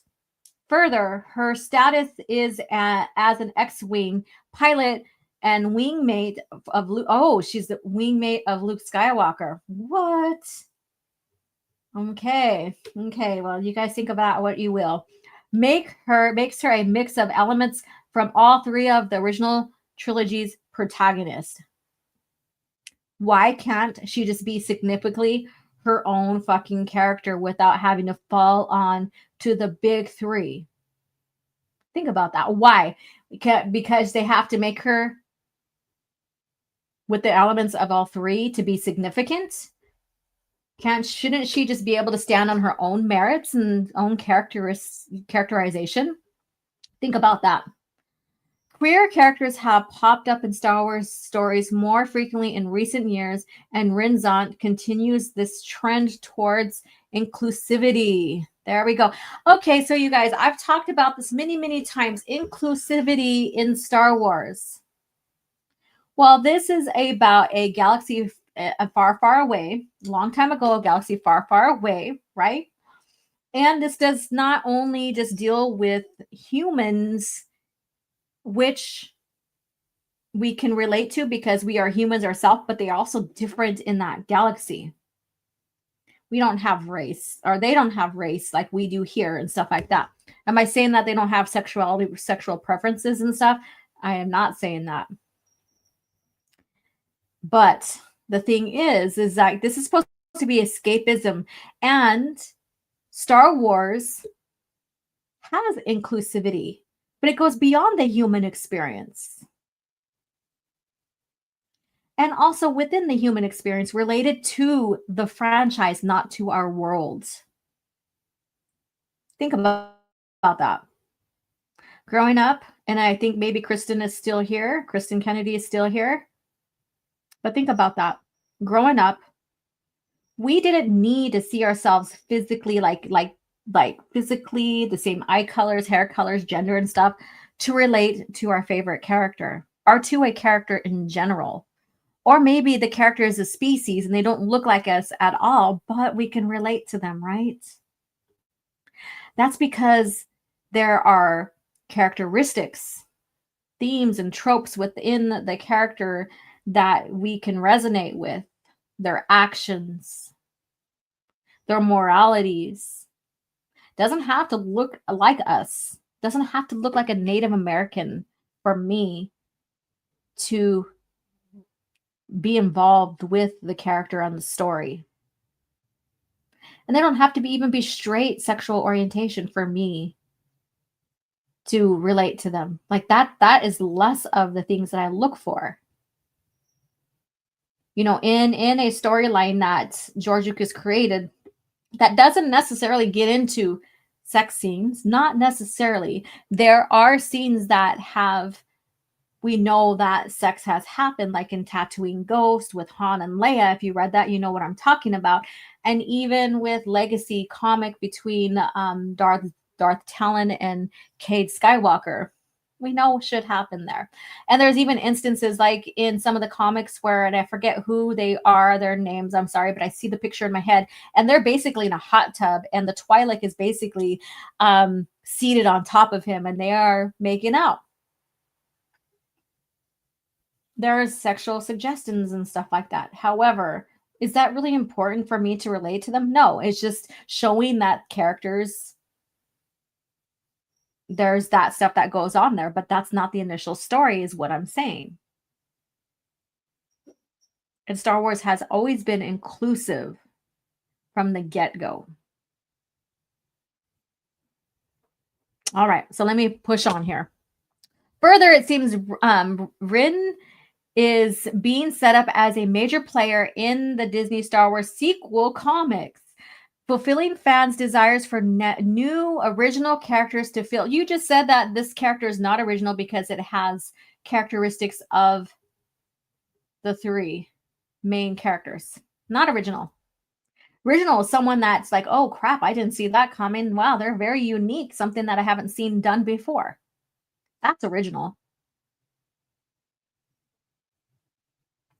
And so they wanted, and so the character to fill out the cast alongside Han, Luke, and Leia, and other established Star Wars heroes. So why are you saying that that this character is going to take over Han's quote unquote throne? So you're trying to say that she's going to be Luke's buddy and favored by Luke more than Han now? Is that what's going on here? Rin Zanat is quickly becoming a fan favorite, and Star Wars should lean into that. So let's see here, and there's some more here. What sticks out for many fans about the exchange of "I love you" between Rin and Priti in Star Wars, Disney Star Wars #3, is how casually it is confirmed in the story. So what? Yeah, it's clearly an important beat that author of Alex Segura and creative team behind Disney Star Wars wanted to get across. Really? Okay. So someone's saying, I love you, no matter if it's mother or child to parent, child to grandparent, sister and brother, or a couple. It doesn't, love is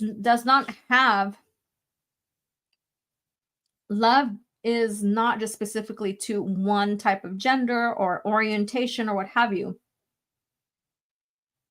So why is this significant? Now readers can only hope that Disney Star Wars continues to center the couple as pivotal, heroic figures in the fledgling New Republic. Well, it doesn't have to be based upon sexual orientation for that. That's based upon the deeds and stuff.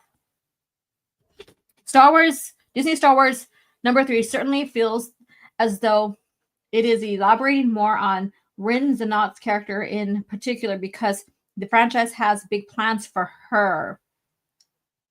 Okay. All right. So what do you guys think? I haven't seen the comments because I was busy reading. Let me see. Heck, Disney has done diversity in the past, and you mean to tell me that they neglect to add into it? I know the franchise has one and done films have been based on fairy tales and such, but still.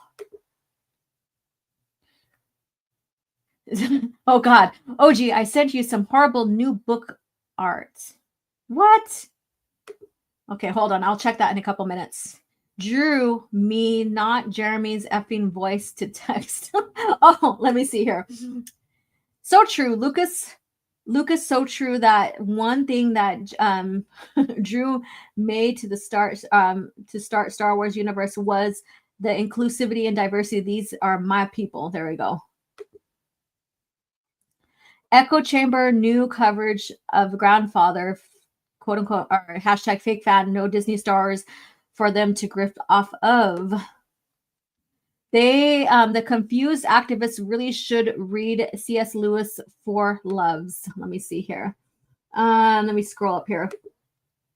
Why can't we just love or hate the character based on the content of the character and not the cover of their book? While all the sexual orientation propaganda at Disney's is ridiculous. I agree 100%.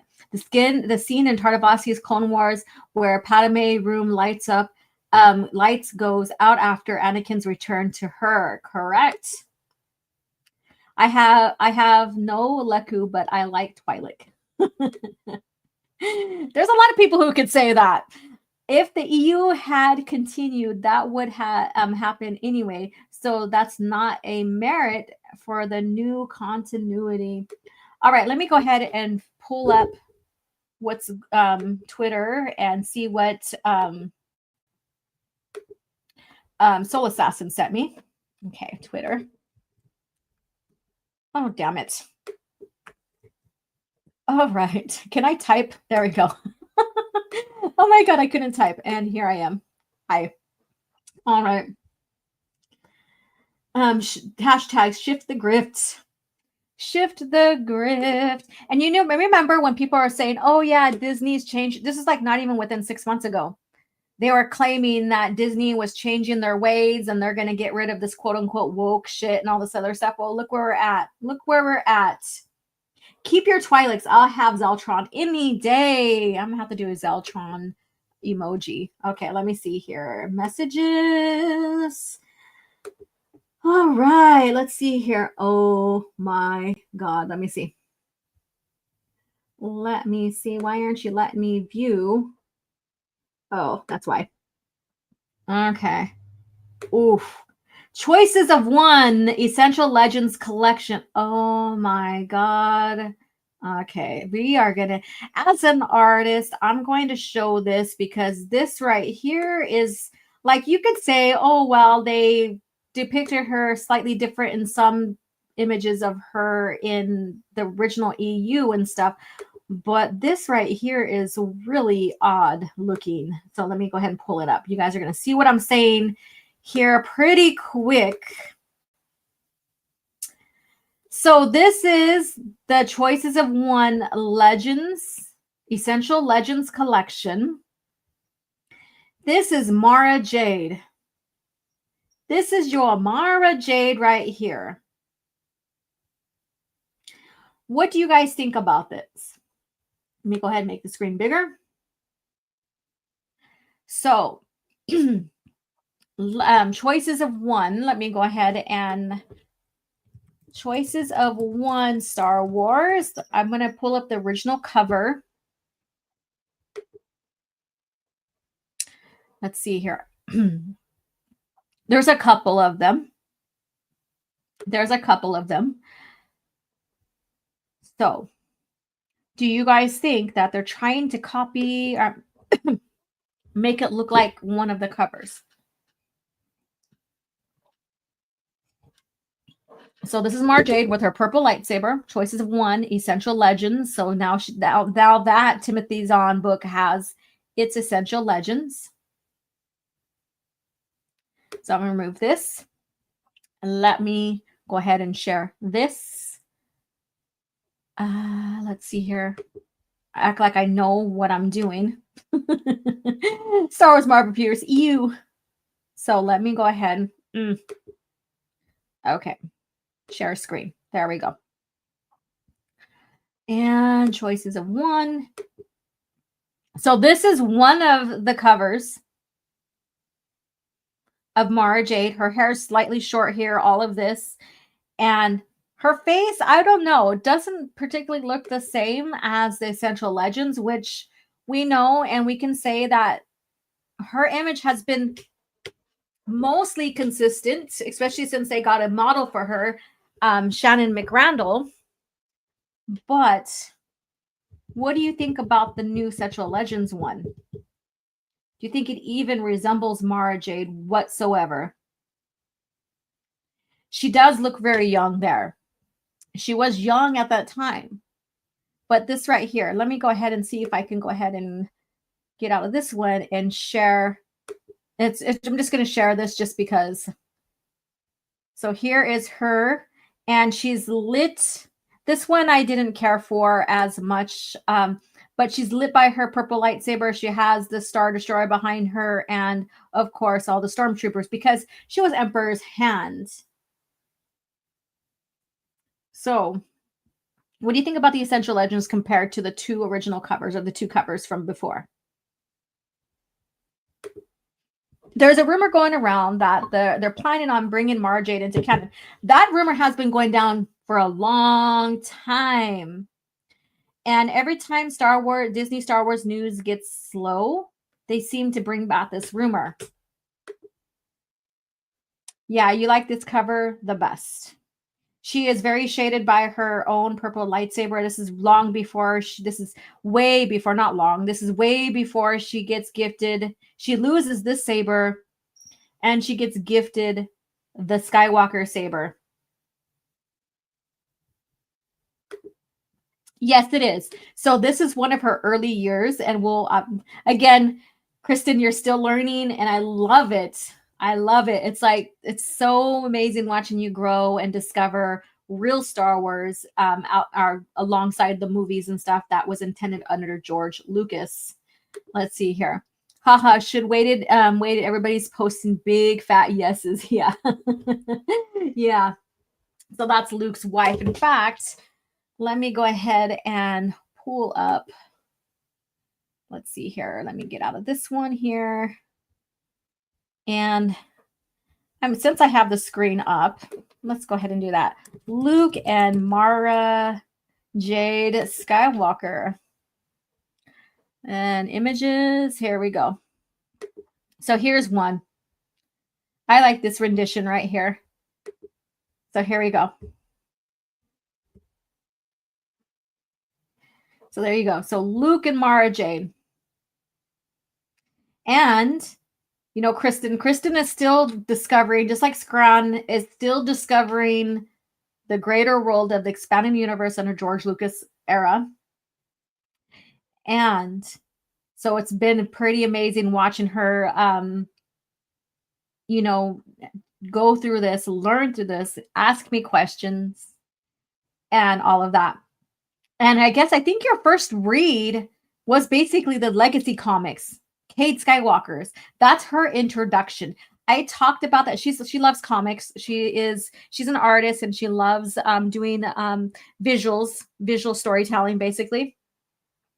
And so her first introduction nearly is with Cade Skywalker, the Legacy comics. Look how happy Luke is. Got that fine red head with him. Please, no Mara Jade in the new in Disney Star Wars. I'm not even calling that canon. That rumor is just a rumor. Let Disney, let Disney away from Mara. Yeah.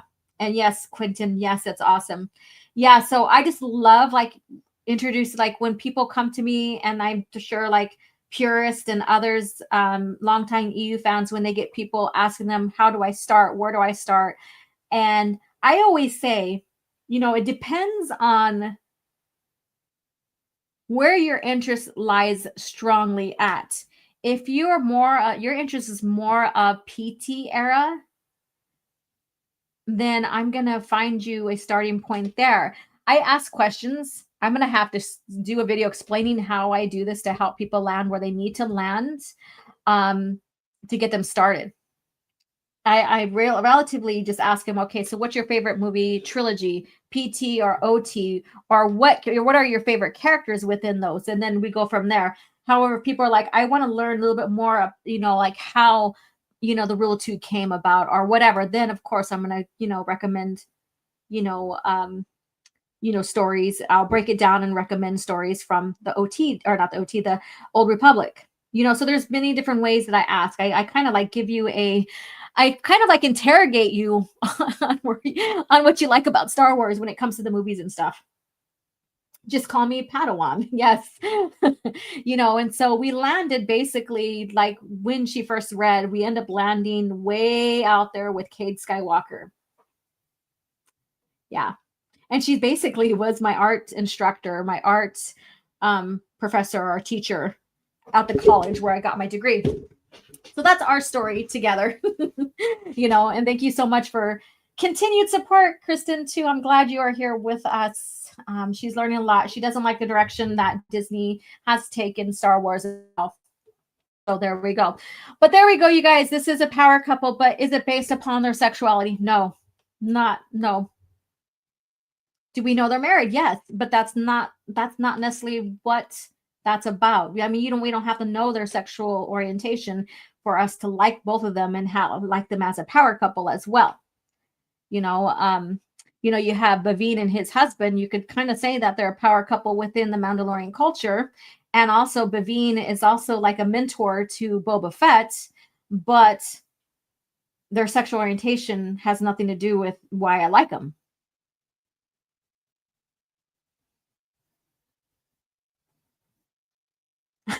Holocron Library Fox. I've seen Alora interrogating supposed fans before. Feds got nothing on her. Oh my God, that's hilarious. Well, I was in background investigation, so there's that experience. All right. With that being, I need to find a good clip of Luke and Mario having some funny banter. So I need to find a clip and make that so that we can play it here and go from there.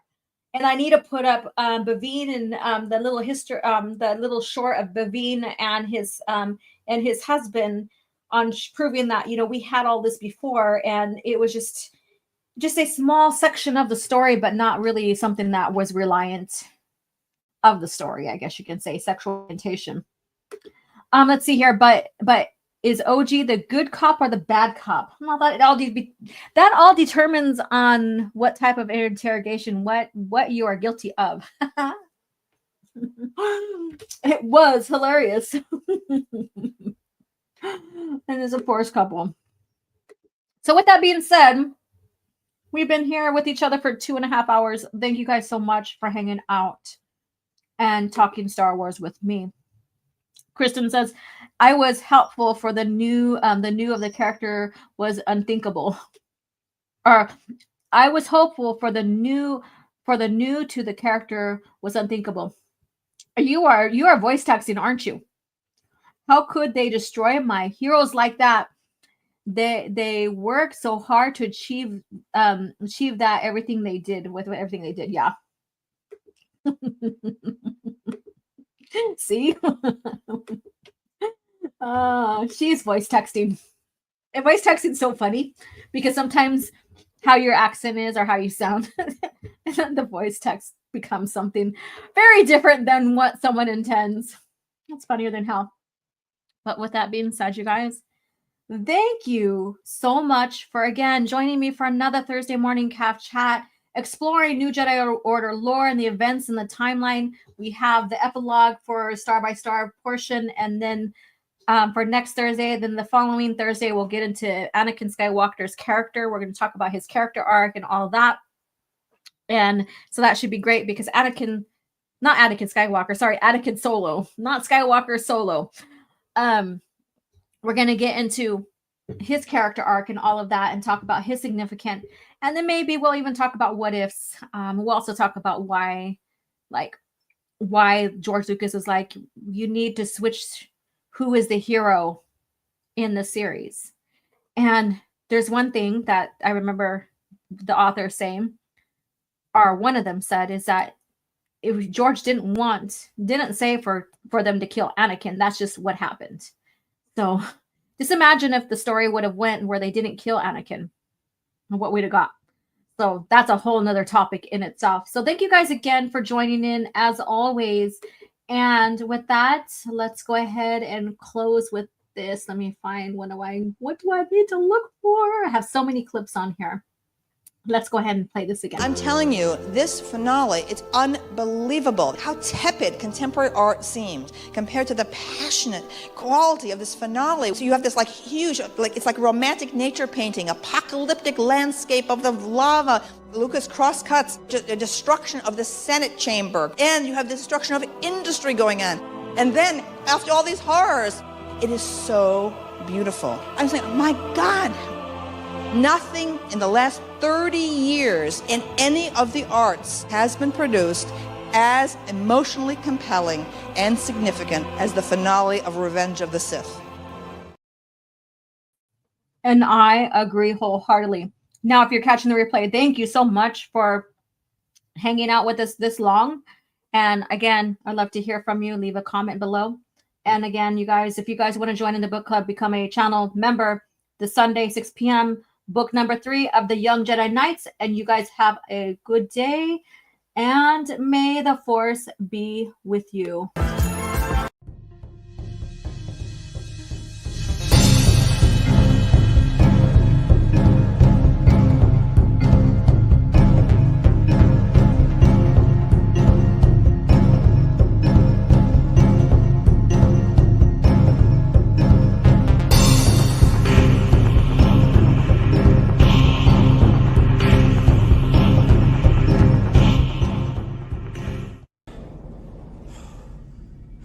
Another happy landing.